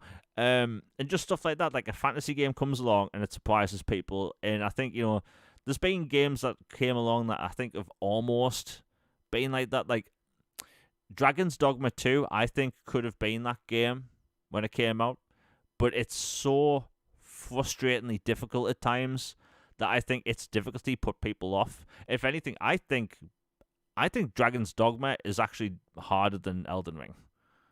Different kind of game, but I think it was harder. But this game, it's not designed to be difficult. You know, you will have some challenging bosses. But, man, it looks like they've actually knocked it out of the park. Now, with its performance, we'll talk about quickly. So there's 3 modes on Xbox Series X. There's performance, balanced, and quality. Quality is 4K 30 frames per second, which is upscaled from, I think it's 1440p. Performance mode is 4K upscaled from 1080p, and that is 60 frames per second, and balanced is 40, and I believe that is also 1440p upscaled. Honestly, I expected those numbers. For a big open world game like this, it kind of seems on point. On the Xbox Series S, you have 720p at 60 frames, and you also have 1080p at 30. So, kind of par for the course. I kind of expected them. Honestly, it depends on what it's like on the day. I might stick with quality mode. It really depends. You know, we've talked about this many times, Logan. Like, if this game genuinely looks like good, okay, yeah, I just double checked. So the Series S version is 720p on performance mode at 40 FPS with VSync. But yeah, all these kind of look how I expected. Logan, if you do get this game, I'm gonna guess you're gonna stick to quality mode. Yeah, I mean, if I'm playing a place with gorgeous vistas and, breathtaking experiences and a world I really want to immerse myself in, yeah, I will choose visual quality over frames. Yeah, and look, it comes out in a couple of days. I think people are gonna have such a good time with that game. Look, it's gonna be a game people don't finish in 2 days. You know, I think people are going to be playing this game for months. And, you know, this game might actually tide people over until, let's be honest, Grand Theft Auto comes out. You know, people are going to be putting hundreds of hours into this game. I mean, hell, looking back at Skyrim, which was a shorter game, smaller game with less stuff to do, I think I put several hundred hours into Skyrim. So we'll see what happens. But hey, it looks great. It's almost there. You know how funny that statement is? A smaller game with less things to do, like Skyrim. Yeah, yeah, pretty crazy. And who knows? You know, maybe Elder Scrolls 6 will come out in a couple of years, and that'll blow Crimson Desert out of the water. You never know. You know what? We'll talk about this quickly. I wasn't really wanting to make it a topic, but I'll mention it. So Polygon put a post out about 2 hours ago saying, is there ever been anything more useless than an Xbox right now? Something like that, right? And Stein from Xbox basically pointed out how this is bait, rage bait or whatever. And he pointed out how Twitter or Polygon on Twitter no longer post links. So I went over to Polygon's Twitter, and it turns out, yeah, they basically just rage bait people now. They don't post links to their own articles, and let's be honest, Polygon is dying a slow and painful death. I will not laugh at that, but I'm just saying that's what's happening to Polygon and all these other websites. Your places like Kotaku's and Polygons, they are, in my opinion, a detriment to gaming. They have been for a long time, and they have the pure definition of slop in their articles. It's very tacky. It's very tacky. You see this from especially Polygon and Kotaku and stuff. It's like, look, these places are on the way out. They rely on clicks more than anything. And whereas you have people that will go to podcasts or videos to get their gaming news now, nobody's going to Polygon for gaming news. Nobody's going there at all for anything now. So they try to rage bait people, and it works sometimes. But yeah, Logan, I don't suppose you saw that today. Oh, I did. I saw it right before we hopped on. Actually, it's more of same. It's why people were throwing out the Xbox tax term for a long time and other stuff. It's like, man, rent must be due or something because y'all are throwing this trash out again. And it's always the same places. It's them, and you've mentioned one of the other major culprits, and like it's just same song, different story, different dance, whatever. And it's annoying, but you blow it off and you ignore it, because if they had real creativity and news to break or stories to tell that were meaningful and mattered to the general populace, they'd be putting it out. And have they? I guess not. Yeah, it's weird, man. Polygon, they've never really been relevant in the game media space, but like they always come out with some absolute, rubbish.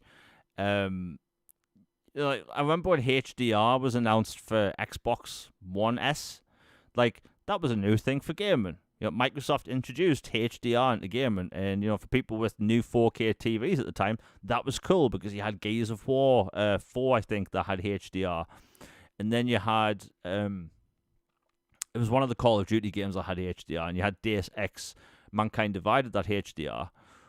Well, I remember Polygon posted something about what is HDR gaming, and then literally 6 months later, Sony added HDR to their PlayStation Slim, and literally Polygon put out an article saying PlayStation introduces HDR gaming. Like, no, that's not what happened. HDR is cool in a lot of games, and thankfully a lot of games have that now. But yeah, I don't know what they were thinking. Polygon's weird. You know what? We're about an hour and 25 minutes into the show. Hope everyone's having a good time. We have a fanboy in chat. I swear to God, you put PlayStation in a title, they just show up. And I want to read off one of these. By the way, I am going to mute this person, so just putting this out there. How many more months and years till you approach the end of the decade till you stop the narrative Kratos and Spider-Man coming to Xbox? So 1, you can't read, clearly. 2, you don't listen to the show. I've never seen you in chat before, and I've never once said Spider-Man or Kratos is coming to Xbox. Stop with your little crappy console war crap, right? I'm trying not to swear. I try not to swear on the channel, but like, stop with your little patheticness, right? I don't care, right? I'm here to talk about gaming, and yes, we're actually going to talk about a PlayStation game in a bit, which is actually doing really well, and it will do even better on Xbox and other stuff. But like, my God, if you show up to this chat and you start doing this stuff, censorship. It's not censorship. Censorship implies you have every right to say anything you want in my chat. This is my chat. It's always a super chill time. Everyone's having little back and forths, just talking to each other, and you have some little weasel come out acting up in my chat. You can talk, you can disagree with me, perfectly fine. But if you're going to act like it, let's be honest, an idiot, a lying idiot, you will get booted. It's that simple. And you know what? Let's remove him because this person is clearly a petulant child. Da-da-da. Excuse me for a moment. There we go. My God, you always have some people like this that just act like children. Anyway, we have a lot of topics to go over still. Sorry about that. You know what, Logan, you want to talk about this? There might be a March event. Yeah, I mean, basically, it's been teased by Jez, Corden, and others, and it follows the history and track record of Xbox that they generally have a part. They have their um their developer direct in January, February, and then they usually have a partner direct around March, April. And so if we're meant to have one in March, well, tick tock, it's already the 17th as of right now. So they would have to announce that and get it out pretty quick. So if we're going to have a March event, which it feels like we will, then they're going to have to announce that in the next, I'd say, probably 3 days or so. Yeah, I mean, do you think it'll be a partner preview or direct? I think it'll be a partner preview, would be my guess. And that would be, again, this isn't a report, just a hypothetical thought thrown out there. But hypothetically, that would be a place where you could do I don't know, a dispatch announcement or some of these other games that people have been like, where are they about, to have them revealed there. That would be a really good moment to do that. Yeah. I mean, Ubisoft doesn't have an event coming up, so like you'd think that would be where they would actually show like Assassin's Creed 4 Resynced, it's going to be called, or a PlayStation State of Play type thing. It has to be shown some point in the next month, like for it to actually come out. But yeah. Oh, by the way, I love how people like mention the PlayStation and the title. Like we are literally going to be talking about a PlayStation game that's on Xbox. Shocker. But yeah, I think if the event happens, that would be where Dispatch would happen. I know a lot of people have been wanting that to come over. And look, that studio almost went belly up. So, like, for them taking their time to do one port at a time, I think that's fine. Take your time. Try and stay afloat. Make your money. I think it's already out on Switch too. At least it was in February, I think. But, man, I think that if people have been looking forward to a bunch of third-party games that have been meant to be coming out, like Judas, right? Judas was announced, I think, 3 years ago, and it was originally meant to come out in March 2025, and then they just never really announced anything, right? It was a developer interview where they said, oh yeah, the game's meant to be coming out in March, and then it just never got delayed, never happened, and then it got its Game Informer video game cover in, I think, December last year. So typically when you have a Game Informer cover, you're not that far out, but it is Ken Levine, so his games take a long time to make. We'll see what happens, but hey, we should be finding out about a game event soon. And one of the reasons why I linked to that happening is because if they putting out their Game Pass list this early rather than the end of the month, that just makes me believe that's actually going to happen. And we typically get Xbox news on a Tuesday or Wednesday, so hopefully we find out soon. You know what? We'll talk about the Starfield stuff quickly because we actually have a lot. My God, we actually have a lot to go over when it comes to Starfield.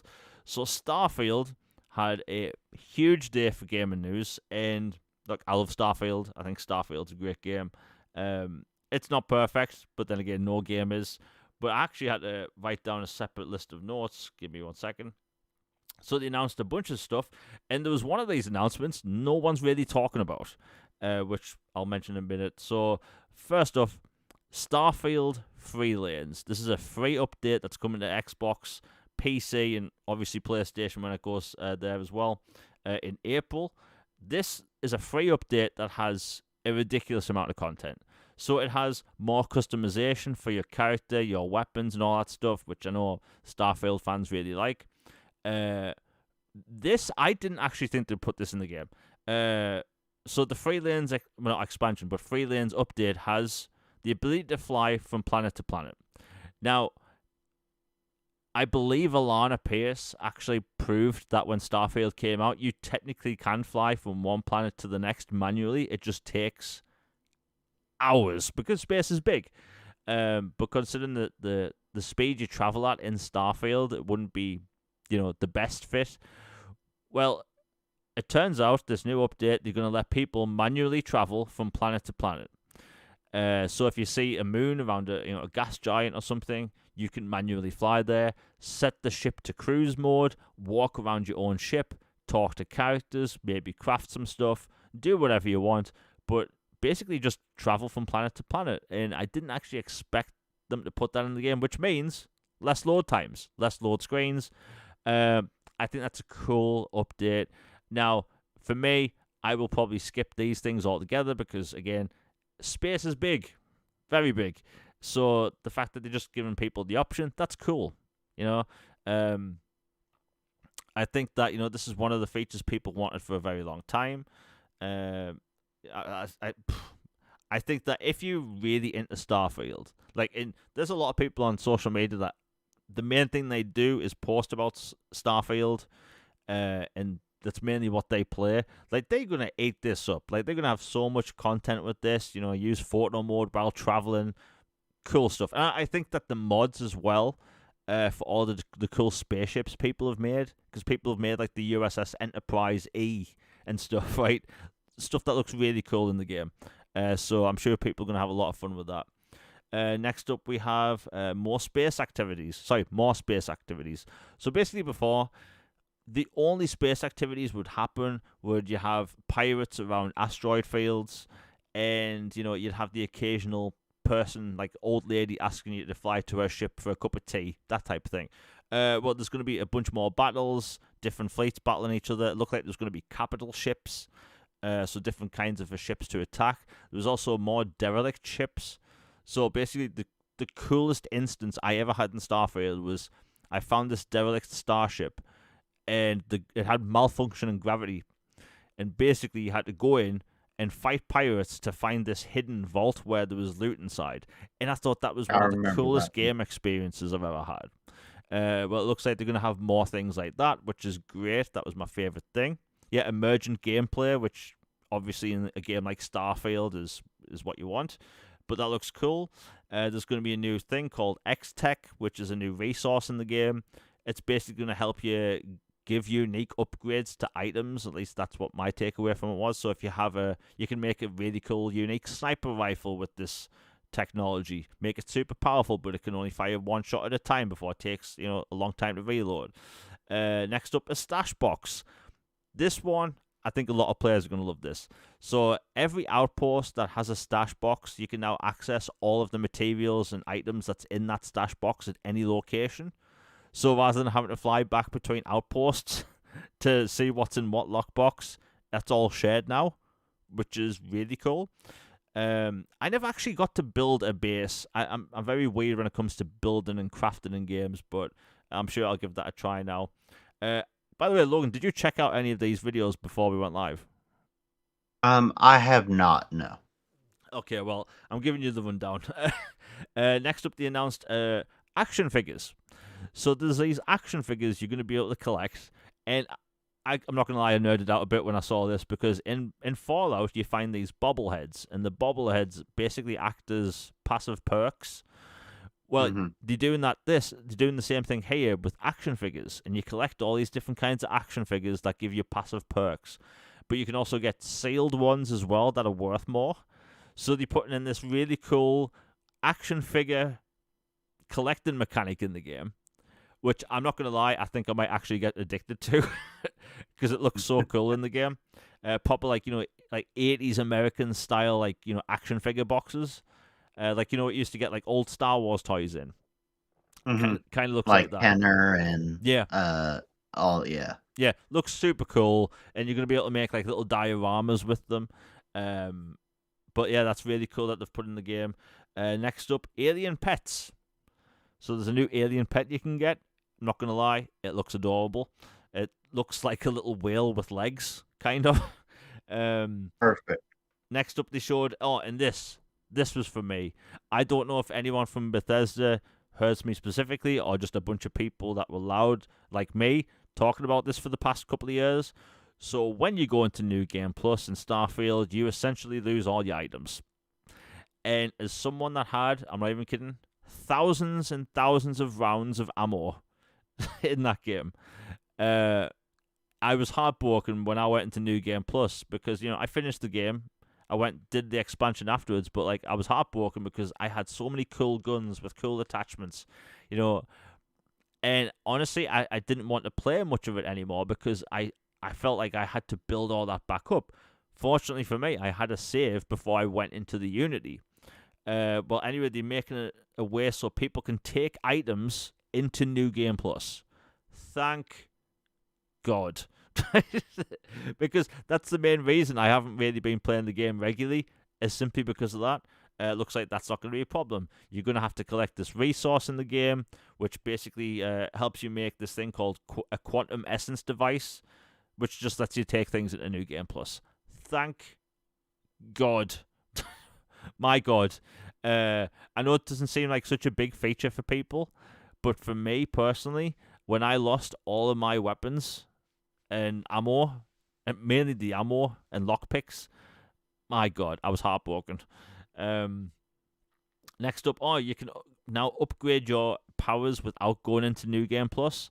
So before, when you went to these temples, you get these unique powers, but to upgrade those powers, you'd have to go into New Game Plus. But let's be honest, most people probably don't want to go into New Game Plus. Well, you can upgrade your powers now. Next up, there is, let me see. Anchor Point, a brand new Starbase hub for doing missions and stuff. That's something I wanted added into the game for a long time. Like, this is space. They can do that. Put as many star bases and space stations in the game as you want. I don't care. Just add more. And finally, we're getting that. Next up, they're putting in a brand new moon buggy. This is kind of bigger than the last one, but this one actually jumps. It has these like rocket thrusters on. Honestly, it reminds me of the Mako of Mass Effect, which is a beautiful, beautiful machine, and it controls perfectly. I don't care what anyone says. But yeah, that's going to get a new buggy. Next up, there's the Model G, which is a small robot companion, which kind of looks like it's straight from something out of Star Wars. And again, this robot looks adorable. I think a lot of people are going to choose that over a human. Next up, there's Maria, which is a new human companion. She's going to be able to go on quests and have unique quests for her. Looks pretty cool. Let's see, more points of interest for on planets. So that was a big point of contention when the game came out. You go to a planet, there was these bases with the little antennas on top and the satellite dishes. That was basically it. There was some like little like underground hubs you could go to, and these little like crane areas and ship docks. But like, you basically had like 5 different places you could find on any planet. Well, they adding more places and also points of interest on each planet. Thank God. And planets that have wildlife on them are going to have more wildlife. Honestly, for a free update, this is actually a huge, huge amount of content. Personally, I'm happy with this stuff. They put in, like, honestly, I never thought they'd actually patch in the ability to take over items to New Game Plus. I just never thought they'd do that. The way the story's set up and the way the game ends, I'm a happy chappy, and the fact that you're going to be able to, let's be honest, level up your powers without going to New Game Plus. Logan, what's your take? Because these are free features they're going to be adding in April, and it's a pretty good list. Yeah, I'm happy about this. Like, I'll admit my feelings on Starfield are kind of a mixed bag. Like, it has some real high highs for me, and also some really annoying lows. Yep. But overall, I enjoyed my time with it, and having more stuff to it is great, and especially the new game plus, because obviously, I mean, I guess I'll put a spoiler warning even though it's been out a while, but the way it ends, it makes sense why you wouldn't carry things over for a new game plus. Yep. But being able to, just cuz now, is great because That's always something I've enjoyed, whether it's The Witcher, Resident Evil, whatever. It's just something about a new game plus where the enemies are either leveled up a bit or there's slightly different gameplay or story beats or mechanics. And then you get to also take your powers and weapons that you've spent this whole bloody time leveling up and, getting maxed out them forward is just awesome. So excited for that. I think the Terran Armada expansion is really interesting idea as well. Like the whole robots that think they're the true sons of Earth instead of the true sons of Skyrim kind of thing. Yeah. And so I'm really curious to see how that works too. Yeah, so the Terran Armada expansion also drops in April, and like that's gonna have a lot of content in it. They didn't really specify a lot of stuff outside of the story, and like you said, with the robots, I like the new enemy type. I think that a lot of people have said that it's a bit weird how there's not any aliens in the game, and my counterpoint is it's a NASA punk game, right? And they've said that they didn't really want it to be a Star Warsy type game. And how do you get around that? Robots. Perfect way to get around it. Honestly, I was getting sort of Battlestar Galactica vibes with that. The early Cylons. Oh yes, like the metal ones with the red eyes Yeah. that like went in this. Yeah. Yeah, I kind of got that impression from them. Basically, if anything reminds me of Battlestar Galactica, they get an extra point. But hey, free updates are cool. The expansion drops same day, I believe. And yeah, that's going to be a lot of content there. And also in the trailer for the expansion, they showed off capital ships. Something I've been wanting in Starfield for a longer time is just more big enemy ships. It looks like it's going to be good. Again, we don't know a lot about it. The trailer did intertwine the Freelane stuff with the expansion, but look, we're going to be getting new enemy types, new weapons, new items. Overall, it's going to be a cool new experience. And basically, if you are using a hyperspace to go to a certain planet or a FTL drive to fly to a different planet in the same solar system, you're going to have starships and fleets that will come out of hyperspace and attack you, which I think is super cool as a fan of Star Trek. Like, that is what I want. So, yeah, Star Trek fans like myself are going to get, they're going to have fun with this. And I know this is a bit nerdy, but I honestly love the fact that I could play that game, fly up to a different ship and just hail them and talk to a character.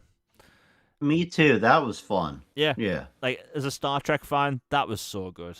And if any game, gives me a Star Trek-y feeling, extra points. Now, the biggest surprise, and I didn't really see many people talk about this, is that the pricing of it. So I think it's going to be like $10 for an expansion. However, they are actually including it in the premium edition upgrade. Now, the reason why I'm surprised is because the premium edition upgrade that's been around since launch only ever mentioned one expansion, which was Shattered Space. Yeah, so I get this for free then. Yeah. Yes. Yeah, so anyone listening, you own the premium edition upgrade or the premium edition game back from 2023, you get this for free. I think that was awesome. They didn't have to include it because a lot of the times these expansion, or should I say premium edition upgrades, they'll say something like 2 expansions, 1 expansion. This only ever said Shattered Space, and it's going to be free. So thank God. This is a pro-consumer move, which I like. But hey, Starfield is getting a bunch of cool content, and I've always been an advocate for Starfield. And like you said, it's not a perfect game, but all these updates are definitely helping, making just a better experience. But hey, I want horse armor. Yeah, I'm sure that's like a mod in the game. My God, by the way, do you know the horse armor is still paid DLC?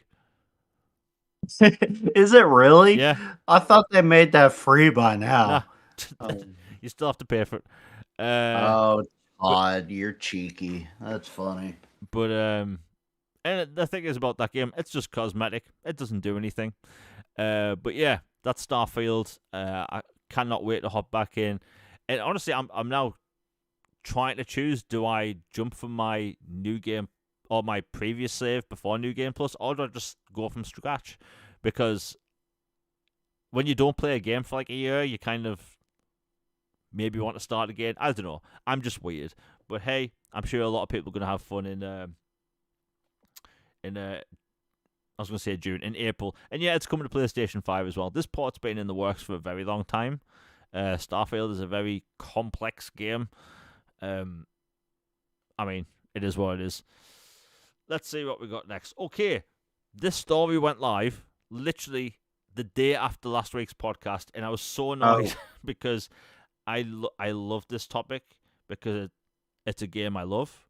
And anyway, so Fallout 3 remake or remastered is the worst kept secret in the entire game industry. Pretty bad, really. And people have been thinking it was going to be announced at the Game Awards or the partner preview back in October or the Xbox Developer Direct or when Season 2 of the Amazon show finished. Well, anyway, completely out of the blue, Todd McFarlane's Toys has a list of toys that's like upcoming over the next couple of months, and there it was, Fallout 3 toys for Fallout 3 Remastered. So like the leak came from the most unsuspicious and unsuspecting place I think anyone expected. A Todd McFarlane toy list. So it looks like the game will be dropping some point in between June and August. I think that might be a shadow drop in their summer showcase. I can't wait. Fallout 3 is one of my favorite games of all time. It has like a ridiculous amount of content. That game has 5 expansions, you know. But yeah, Logan, what do you think? Because like of all places to leak, a Todd McFarlane toy list. I mean, it's pretty funny and on brand for a big release to leak like that. Like for those that are younger in the chat or on the channel, like growing up, 90s, early 2000s, there was a lot of leaks for either Star Wars games or movies or Godzilla or like certain things, like plot points would get leaked from action figures being revealed. Like it's like, oh, I didn't know Mecha Godzilla was gonna be in this. It's like, well, here's a Mecha Godzilla figure right here, and it says it's from this film, which is about to come out, or a Star Wars character, or like for example, there was, I can't remember. I think it was Gamescom. There was a statue of one of the Legacy of Kain games, and it said like remaster from the Oh remaster yeah, I remember that. on it. And then people like, wait a minute, there is no remaster. And then lo and behold, that description plaque mysteriously disappears after that Twitter post. Um, makes makes you wonder, Jamie. Makes you wonder. So yeah, it's the worst kept secret in the industry since Fable, when everybody knew that was in development Yeah, for years and would talk openly about it. It's like, why don't you just say you're working on Fable? Everybody knows you're working on Fable, and so yeah, I guess Todd just has a specific time and place he wants to drop this megaton. But yeah, I'm excited, can't wait, and it is hilarious that an action figure is finally the concrete, definitive proof that it is happening soon. yeah. The funny thing is the amount of times I've been told over the past 6 months, like it's not real, it doesn't exist. The FTC trial, it was a legal document. Yeah. Like, if it was just some random list on a random website, I would be like, okay, they have a point. But, like, from an actual, like, document from a court case, like, yes, like, it's real. But yeah, so we'll be dropping some point between June and August. My bet is June, the summer showcase. But I'm actually happy, like, other than for myself, because I get to replay a game I love. But, like, this is going to be a new Fallout game for millions of people. Like, most people have never played this. The whole thing with Megaton is going to be mind-blowing to people. Just like, Oh man, can you imagine Zoomers discovering that you can completely annihilate a town and not all the characters are just gone? yeah, that'll be Oh my that'll be god. pretty hilarious. But like even the expansions, right? Like the fact that when Fallout 3 first finished, or when you first finished Fallout 3, you couldn't go back into the open world, right? That isn't really a thing you see in open world games these days. But the fact that that was a thing then, um, but then you have the first expansion, I think it was called Broken Steel, like that opened up the world again, let you finish all these side quests, introduce new ones, and I love them. I love all those expansions, but you have Mothership Zeta, right? Which for some reason I discovered last year that a large portion of the Fallout fan base just doesn't like for some reason. I liked it. I got a cool alien weapon out of it. In my opinion, that's good. But yeah, so much content there, and like realistically, you're probably looking at like 300 hours of content there in one remaster. And if it's on the level of Oblivion, I think a lot of people are going to be happy. Honestly, if this has Fallout 4 style aiming for third person combat, it's an absolute win. I adore Fallout 4's combat, and I will stick up for Fallout 4. I think that game's incredible. But yeah, looks like it's finally happening. Finally, and obviously the elephant, in the room is New Vegas. I think New Vegas will happen at some point. It's just like they need to get one game out at a time. You also have Morrowind. I think there's a lot of money to be had with the Morrowind remaster. There's so much they could do with the original. And let's be honest, it's Bethesda. They will probably do Skyrim as well. you know, it's already had several versions. Why not another one? And then they can sell another 10 million copies because, Skyrim just sells all the time. But hey, a lot of people should be excited. I can't wait. Let's see what we got next. Okay, Logan. I need to go feed my cat. Quickly, can you talk about the whole Xbox backwards compatibility thing, because that just got flared up again? Yeah, so basically, at GDC, Jason Ronald gave his presentation as a keynote speaker for Xbox's section. And he talked about, Project Helix and all the hardware features and capabilities, the software interfaces, what they were hoping to do with it. And then one of the last few slides he had was about backwards compatibility and how it's not only like important to the company, like, from a financial and a just a profitability standpoint. Like, people clearly play these games and like them, and you carry them forward, you keep your product going. But that to the team itself and the company itself, it's like it's a personal responsibility and something that they deeply care about, because they have spent countless time, invested in these worlds and these characters, and growing up and like playing these games, and then, letting sons or daughters or nephews and nieces or friends play them as well and get to experience them for the first time, and, carry all these forward, and how that was a key pillar and not going away 100%. Like, they're making it where, your games carry forward, period. And that they're working on making your backwards compatible games, currently ones, to be playable in new ways, which, seemingly hints at the idea of being able to play your digital copies of OG 361 games on PC, and like a Ally X type thing, stuff like that going forward, and on Helix, obviously. Yeah. And that it kind of hinted and, bumped around the idea that potentially some more titles are on the way as well. It wasn't specifically stated that, yes, we are 100% bringing new titles, and like, here's an example or something like that. But talking about, this is the 25th anniversary and that they're going to, bring some new titles and like you're going to be able to play some stuff in a new way. It certainly seems and feels like some new games are going to be added.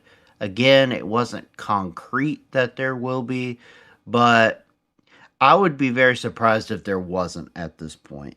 It seems like the writing's on the wall. The last time they did BC stuff was the 20th anniversary. It's been 5 years. They acquired Activision since then, which brings in like a whole humongous treasure trove of IPs you now have access to. For example, like Hex and Heretic, they had owned parts of the rights, but not all of it. Once they acquired Activision, boom, that Hex and Heretic remaster from Night Dive magically appears and it's good to go. And like now they can reunite the licenses for some of the games that Raven and id collabed on when it was Activision before, id joined Bethesda and some like Wolfenstein '09, Quake 4, Quake Wars, stuff like that. And then obviously like the games like the Crash Bandicoot and Spyro games like that are wholly owned by them. They are Activision properties. So things like that shouldn't have an issue. And yeah, I'm just so excited. And they are having a 25th anniversary event. They have said they are. They have been mum's the word on when it's happening, except this year, obviously. So all in all, it's shaping up that it should be a really good year for fans of backwards compatibility. At the very least, it seems like we are getting to play our current ones on PC and on mobile devices, which would be awesome. And it certainly seems like there's a good chance we could get some more as well. And that's chef's kiss to me. Also, go to the backwards compatibility site at xboxgamepreservation.com, made by a community member. It has, like, let me check as of now how many votes. Like, it had an obscene amount. In a week, it has jumped to over 70,000 votes so Wow. far in a week since it launched. And there's already like over 9,000 registered voters, and it's just going great. You technically get 10 votes a day, but here's the thing, it resets at a time every day to where you get 10 more votes. And so if you like me and there's a ton of games you want BC that are way more than 10, just vote for 10 on one day and then the next day, check in again the next evening and get the next 10 you want voted. Like do that. Like for those that think it's only 10 and you're done, that's not how the system works. You can keep going and adding more. And so prop these numbers up. And sorry I'm rambling, Jamie. It's No, just it's a all right. lot of information. Um and just for grins and giggles, I'll give you the top 10 right now. For original Xbox, number 1 is Jet Set Radio Future, Nice. which is not surprising. I would love that one personally. Number 2 is Sonic Heroes. 3 is Simpsons Hit and Run. Wow. 4 is Sonic Riders. 5 is Crash Twinsanity. It's one of those Crash Bandicoot games from Yeah. the OG Xbox. 6 is Shadow the Hedgehog. Ooh. 7 is Spider-Man 2, the movie game. Nice. That's a great Um, game. 8 is Crash Bandicoot: The Wrath of Cortex, another Crash Bandicoot. Number 9 is Burnout 3 Takedown, which is super fun. And then number 10 is Dead or Alive Extreme Beach Volleyball. And I know some people might laugh at that, but that game is actually really fun from a mechanic standpoint and everything. Like it's a legitimately fun sports game as well. It's not just eye candy, it's actually a fun Okay. game. Um and then the 360 top 10 are Sonic the Hedgehog with the '06 one, which is considered infamous, but was never made BC. 2 is Spider-Man Web of Shadows. 3 is Spider-Man Shattered Dimensions. Here you go, Jamie. Number 4, Transformers: War for Cybertron. Nice. Number 5, Transformers: Fall of Cybertron. 6 is Sonic and Sega All Stars Racing. 7 is Dead or Alive Extreme 2. Okay, that one is more eye candy Yeah. than the volleyball one. 8 is Spider-Man: Edge of Time. 9 is The Simpsons game, and 10 is Need for Speed Most Wanted '05. And then like the lists go on and on. I was just giving a bottom line top 10. But yeah, just you can sign in with your Google and vote 10 titles a day. And let's help get these backwards compatible. Yeah. I just saw in chat. I didn't know Dark Souls 2 wasn't backwards compatible. It was not. There was a remaster or port or whatever for Xbox One. I remember that came out. Yeah, they need to get on that. Look, maybe it's huffing copium or hopium. We didn't know we were going to get, what was it, 80? It was like somewhere between 70 or 80 games in 2021. Mm-hmm. Like we didn't think that list was going to happen, and they surprised us, and that's how I get to play my beloved, binary domain. But look, the reason I always bring up Transformers games is because they came out in a time where I was like heavy into Call of Duty multiplayer, so I missed out on a ton of cool games. And those are like two outliers. Like I love Transformers as a franchise, and even now I don't know why the hell I never played them back in the day. I remember playing the demo, which also had multiplayer, which is actually really fun multiplayer mode. But man, like I know licensed games are a long shot, but I think if anything, the Transformers ones are doable. They really are. And plus, Hasbro, they've mentioned it in the past. They've mentioned they want the Transformers games in Game Pass. So like let's If hope there's a will, there's a way. Yeah. And look, Spider-Man. I knew the Spider-Man games were going to be high on that list, and those are three beloved Spider-Man games. Will they happen? I can't even imagine what the licensing's like for a Marvel game. But do you know I'm surprised? I'm surprised X-Men Origins Wolverine wasn't on that list. Oh, it does well. It just wasn't in top 10. Ah, I was just trying to keep it brief since I had been blabbing for like half hour. all right. My God, that game is incredible. It's better than the movie. It does things that you don't even see in modern games, where the character actually heals and like has destruction to his like muscles and stuff. It's so cool. But man, I think that there's a possibility. And look, I know Microsoft has been talking about next gen, Project Helix all the time. Like, honestly, I'm more excited about the back compat stuff. Me too, 100%. Like, don't get me wrong. I'm going to be covering the console, all that stuff. But, like, I think when it comes to, like, games I've missed out on, games I want to replay, and I know that, the Chronicles of Riddick games, I know one of the developers said that it's not backwards compatible for a technical reason. And that's why I keep asking Night Dive, and I will continue to ask Night Dive to do a remaster. Because my God, like there's so many games trapped on those pieces of hardware. I mainly mentioned 360 games just because that's my favorite generation. But wasn't there was a Bond game kind of late into the 360 generation called Bloodstone? Yes. The Bond games are doing quite well. Like there's Bloodstone, there's Agent Under Fire, there's Nightfire, there's the GoldenEye Rogue Agent, GoldenEye Reloaded. Like the Bond games were doing pretty well on the voting too. Yeah, and I'm just thinking of other games off the top of my head. Remember Me by Capcom. Oh, I want that one bad. And it's a shame it's not doing that hot on the list so far, but yeah, let's go gas that one up. Yeah, it's weird that's like the only, or at least one of the only Capcom games from the 360 generation that didn't get a port.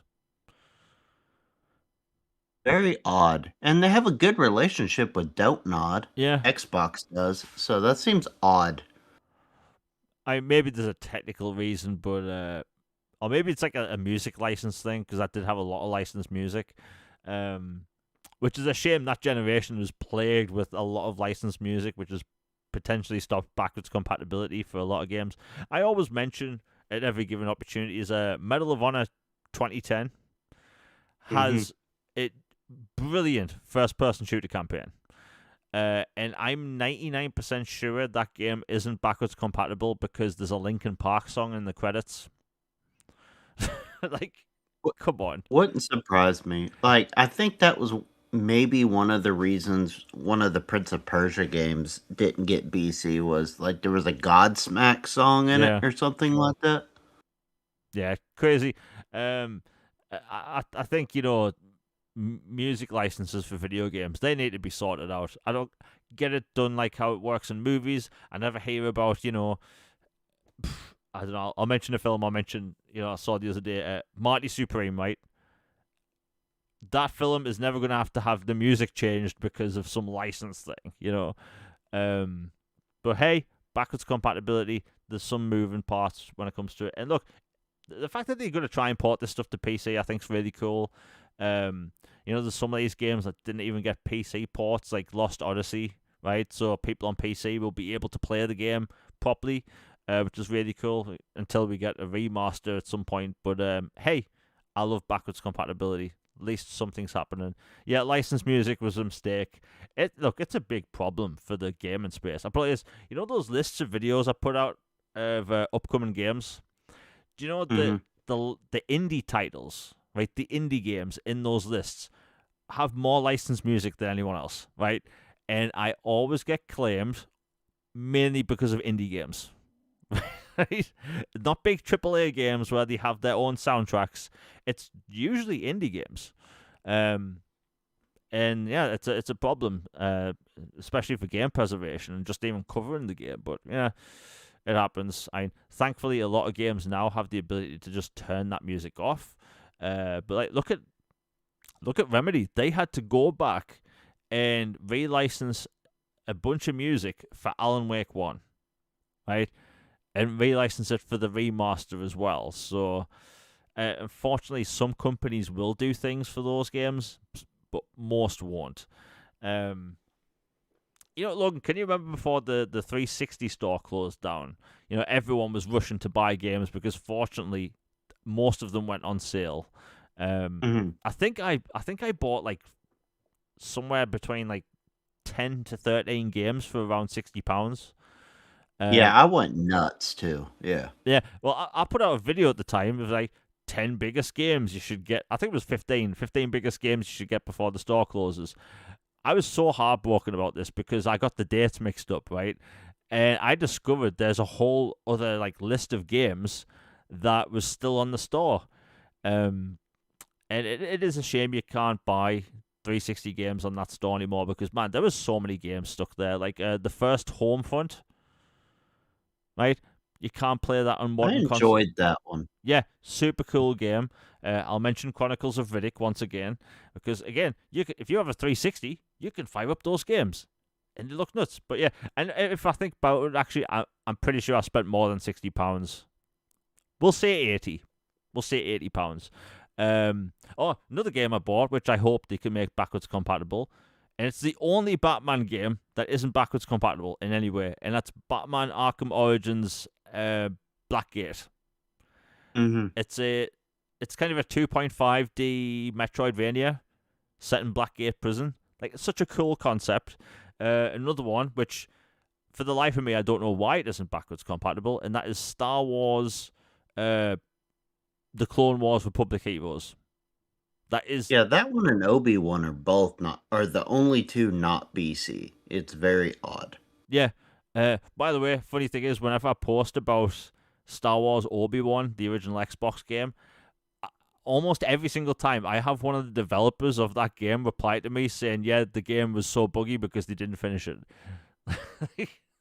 Like they knew, but that was a different era. But yeah, man, backwards compatibility. Finally, we only have to wait till what, November.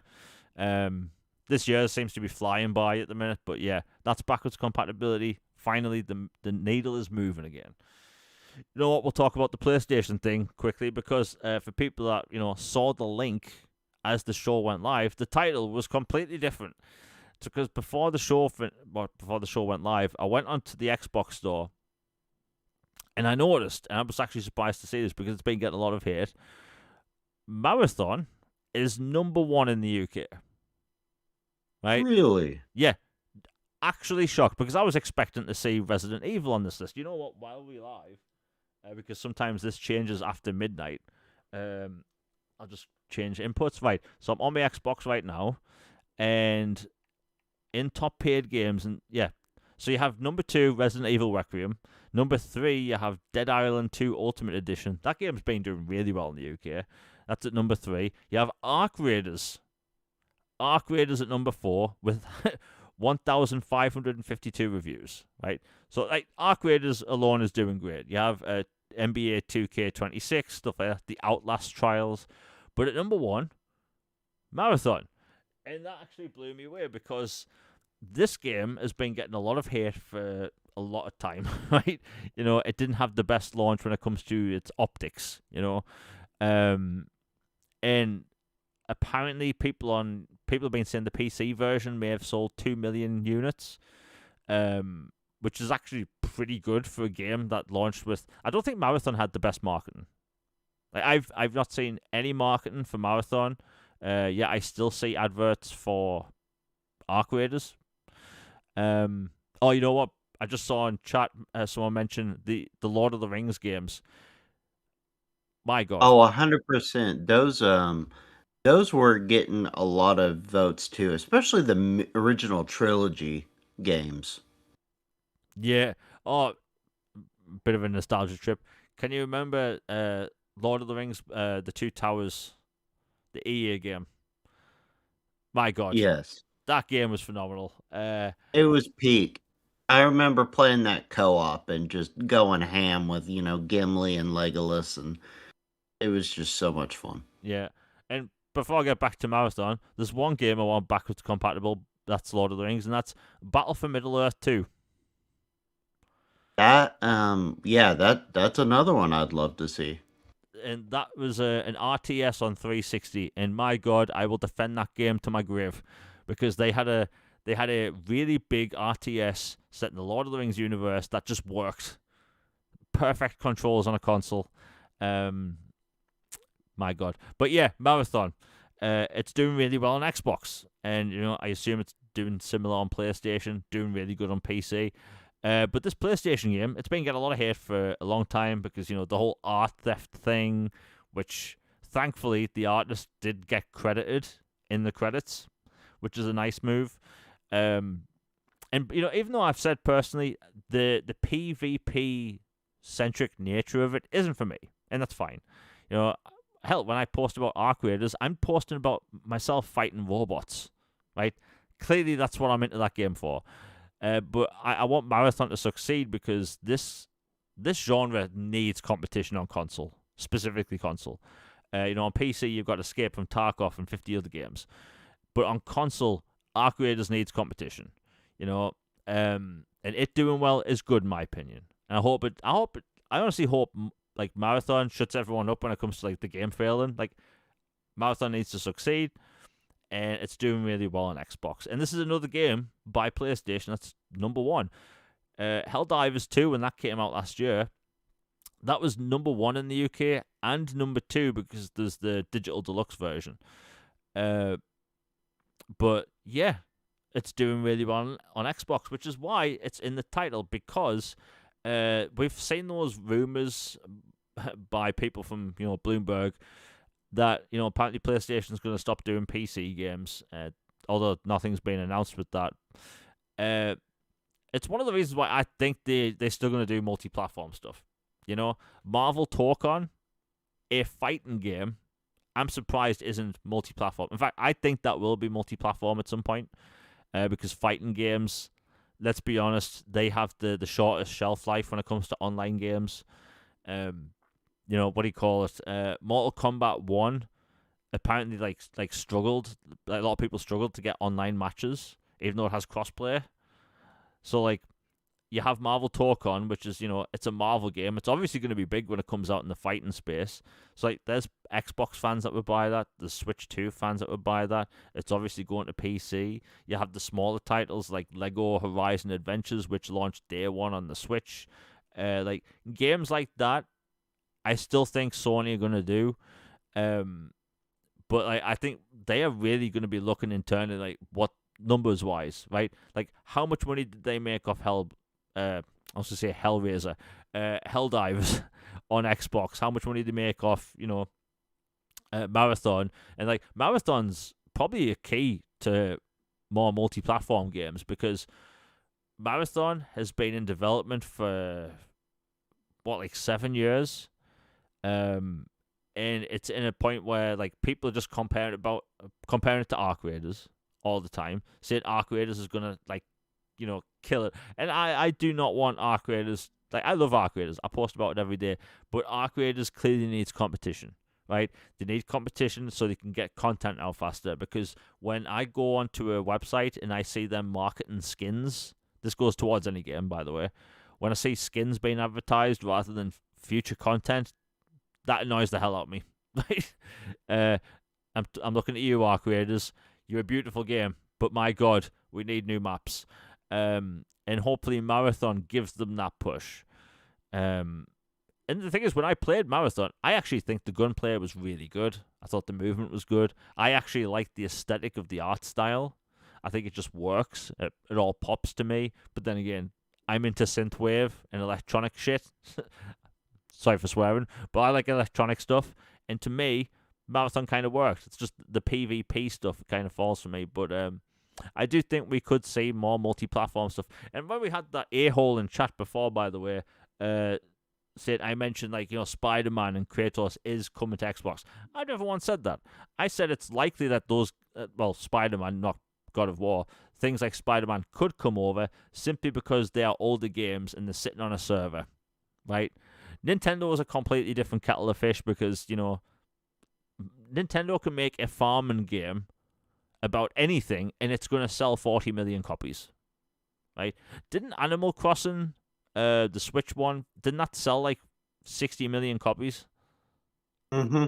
Like, so like Nintendo, it's a different thing. And by the way, if all three companies had games that were selling that well, you wouldn't see a peep of multi-platform from any of these companies, right? Because why would they? But hey, it is what it is. And yeah, to see Marathon doing really good on Xbox, that's a good sign. Again, I do think we will see Torcon in the future. I know there's fighting games, fighting fans on Xbox. My God, I'm all over the place today. That will be all over that game. Like, Logan, what's your thought before we close out the show? Because, Sony have never directly or indirectly said that they're not going to do any more PC ports or any, more console ports. The baseball game. By the way, the baseball game, MLB The Show, was in the top 10 in the UK last week. Yeah, MLB The Show has always been like the preeminent baseball game, so it makes sense that it's doing well. As for their PC push or pull out or whatever, I, I don't know. I guess I'm wait and see. Like, part of me feels like it would be rather odd for them to have gone all in on making their games go to PC and then all of a sudden pull that back unless something major happened. Um, I mean, just kind of like with Xbox, like, are they gonna pull back and go full exclusive again or not? I don't know. Like, dramatic reversals can happen, but it usually takes some pretty sizable things to force a change like that. So I don't know. I'm personally wait and see on it. I still think we'll see a few more PC games before too long from Sony. But if they decide that PS6 just needs their sole focus to protect it and the IP itself, then Sony's going to do what's best for Sony, and they always have. So it just depends on what they actually feel is the best for their brand. Yep. You know, we'll mention this quickly because this was brought up today, and I didn't really get a chance to mention it. Is that now that Asher Shah is like head of Xbox, and I saw it early in chat today. If I can actually find the comment because this webpage isn't working properly. Yes, Starfield guy mentioned before that Asher Shah. This is a rumor, obviously. Asher Shah may have stopped all future ports of Xbox games to PlayStation. Internally, they may also be discussing stopping day one Game Pass games. Now, that would be big. Either of those things. Look, I think if you get new leadership at Xbox with Asher Shah, like her job is to improve things, right? There's this weird sentiment I've seen online that they're not going to change anything in any capacity, which is unrealistic because they brought her in to make Xbox succeed even more, right? You don't really hire someone else and get rid of leadership just to keep things the same. So they're obviously going to change some things. We don't know what that is right now. It could be the marketing thing, right? They've completely gotten rid of the whole everything's an Xbox thing, right? The web page has been scrubbed. It's not even mentioned anywhere on the official Xbox website. In fact, I'm on the Xbox newswire right now. The everything's an Xbox thing is being listed on the main page for the past 6 months, and it's nowhere to be seen now. So, it does look like something is happening when it comes to Asher Shah and what she's doing at Xbox. And I have seen the sentiment that Xbox can't go back to exclusivity, and I don't understand why. Because it's okay for PlayStation to go back to exclusivity, but not Xbox. And there is this another weird sentiment I see online, and it's kind of what's the term? Entitlement, right? Where people feel like they should be allowed Xbox games no matter what device they're on. But if you want a PlayStation game, you should stick to one specific device, right? Truth is, we don't know diddly squat, right? We don't know what PlayStation's going to do. We don't know what Xbox is going to do. They can do whatever they want, right? They can go back to exclusive games, right? And the whole thought that Xbox games don't sell is simply not true, because if you go to the storefronts in a lot of countries, you will see things like Starfield, right? Huge RPG, launched in Game Pass. It was number one on the Xbox store in the UK. I think it was also number one in the US as well. Same with Grounded. By the way, Grounded is huge. I'm not into survival games, but that game is massive. But we will have to see what happens, because Asher Shah, she's clearly going to make some changes. We don't know what those changes are, but and we talked about this when she stepped in. Phil Spencer did a lot for the brand. Bringing in backwards compatibility, getting Xbox to a better state, removing the Kinect. Remember how when the Xbox One came out, if you bought an Xbox, it had to have a Kinect in the box, right? Which that was a big factor with its price back in the day. The whole backwards compatibility thing, getting more Japanese support on Xbox, that was Phil Spencer, right? But for Xbox to grow and be we've talked about this many times, as Xbox to grow, they need to continue and just push the console as the core focus, not PC all the time, not streaming all the time. I would see so many different showcases by Xbox, and they'd talk about streaming, they talk about PC, and the console would be off to the side. It's I get it, streaming is an emerging market such as Korea and Japan, where portable gaming is popping off basically constantly, but they still have their console base where you have millions of players buying these consoles, buying these games, But I think Microsoft, they need to change things to grow, and that's perfectly fine. Do I think Microsoft will stop doing PC ports? No. I think I've never seen PC as a one-to-one competitor. Because you have console gamers. Console gamers like to game on console. PC gamers, they want to be able to change everything in their PC, have the most beastiest, powerful rig imaginable with, like, neon lights in the RAM and stuff, for whatever they want, right? But on console, you want the simplicity of a console and something like you plug in an Xbox, you press the power button, you log in, you're on, right? People like the idea of just having one storefront, although that might be changing next gen. Although, funny enough, people have thought they found files indicating that Xbox won't have multiple storefronts. I don't know how true that That is. would be an interesting reversal at this point. Yeah.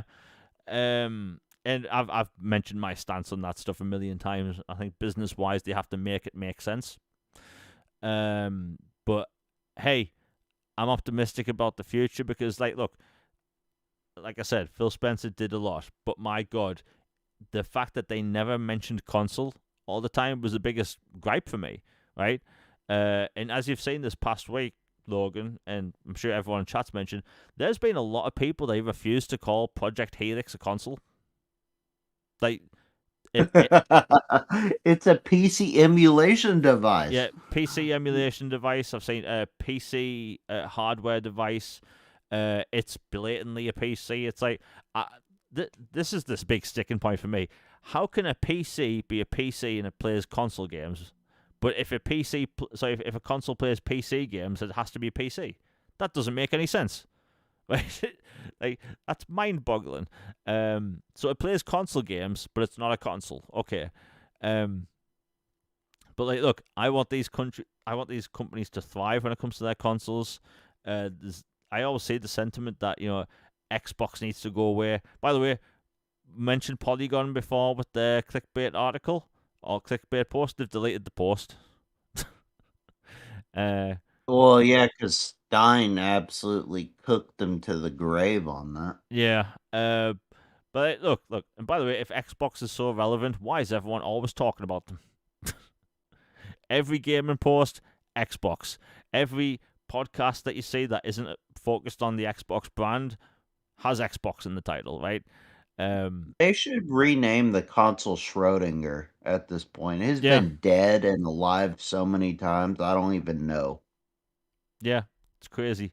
But look, we're obviously going to find out more of the next year and stuff. But I think when it comes to it, honestly, I think when it comes to their 25th anniversary, I don't think they're going to mention the next gen at all. I think they're going to focus on the past, celebrate the past, and a bunch of nice, tasty backwards compatibility stuff. I need more. But yeah, Logan, have you got anything else to say before we close out the show? Oh, one last thing on the BC thing, just that if there are ones you really want, make it known on that place and a Twitter timeline everywhere. Every voice counts. Make it loud and clear. Be nice, but just on that, and then also features you want. Another thing is this could have been a whole topic itself, but the idea of maybe adding achievements to OG games, Oh, yeah. or revamping achievements in general, I think is something that she should take a hard look at. Just for example, Knights of the Old Republic is always my default choice because, well, frankly, it's one of the best games ever made, one of my favorite games ever, but it's also an easy game to hypothetically come up with achievements for. Okay, light side ending, dark side ending, romance companion, recruit all companions, max this skill set, traveled to this planet, completed this part, traveled to this planet, completed this part, become a Jedi, become, this or that. It's one you could easily come up with retroactively achievements for. Yeah, I mean, look, I made my stance about achievements in the past when it comes to them changing something. I like the way it is, but however, if they want to put achievements on old games, I'd be 1,000% down for that. The funny thing is, you mentioned Knights of the Old Republic. That's the game that comes to my mind because that would be perfect for achievements. Do you know what's silly, right? bit of a tangent. Do you know the reason that the Aspire version of Knights of the Old Republic never came to Xbox is apparently because, and I've mentioned this before, but probably years ago, that apparently Xbox has this kind of rule that you can't have a game release on Xbox that already shares the same name. So, like, the Knights of the Old Republic port isn't called Remaster, it's just called Knights of the Old Republic, whereas the version on Xbox, the original Xbox version, is called Knights of the Old Republic. So they can't share the same name on in the same store, and apparently that's why. Yeah, that's an interesting little murky area. Yeah, and if Aspire want to make a good move, just put Definitive Edition in the title. Like, that's literally all they have to do. Put Definitive Edition in the title of the game. You know, put a little logo on the splash screen, and then, you know, give it achievements, obviously. And by the way, I would love to play a widescreen version of that on Xbox. Oh man, that'd be glorious. Like, I know they were able to retroactively make a Ninja Gaiden Black widescreen when it wasn't originally. So that would be another cool thing. Yeah, but there's so much they could add. But hey, look, the changes in Xbox are going to be a gradual thing, not like an all of a sudden thing. Like, I think if people are expecting to turn on the news tomorrow and there's going to be like some like vast monumental shift, like, she's still learning stuff about Xbox behind the scenes, you know. And that's fine. You know, it's going to take time. But at least the rest of this year is packed with games. But anyway, everyone in chat has been amazing. Logan, it's been great talking to you once again. The a-hole in chat before will not be popping up again. It is crazy. You put PlayStation in the title and someone shows up. Like, my God. By the way, I've never understood the concept of, like, hate watching a podcast. like, why? Why do you waste your time? Like, I don't listen to podcasts that cover topics I don't like or prefer, right? It's just a waste of time.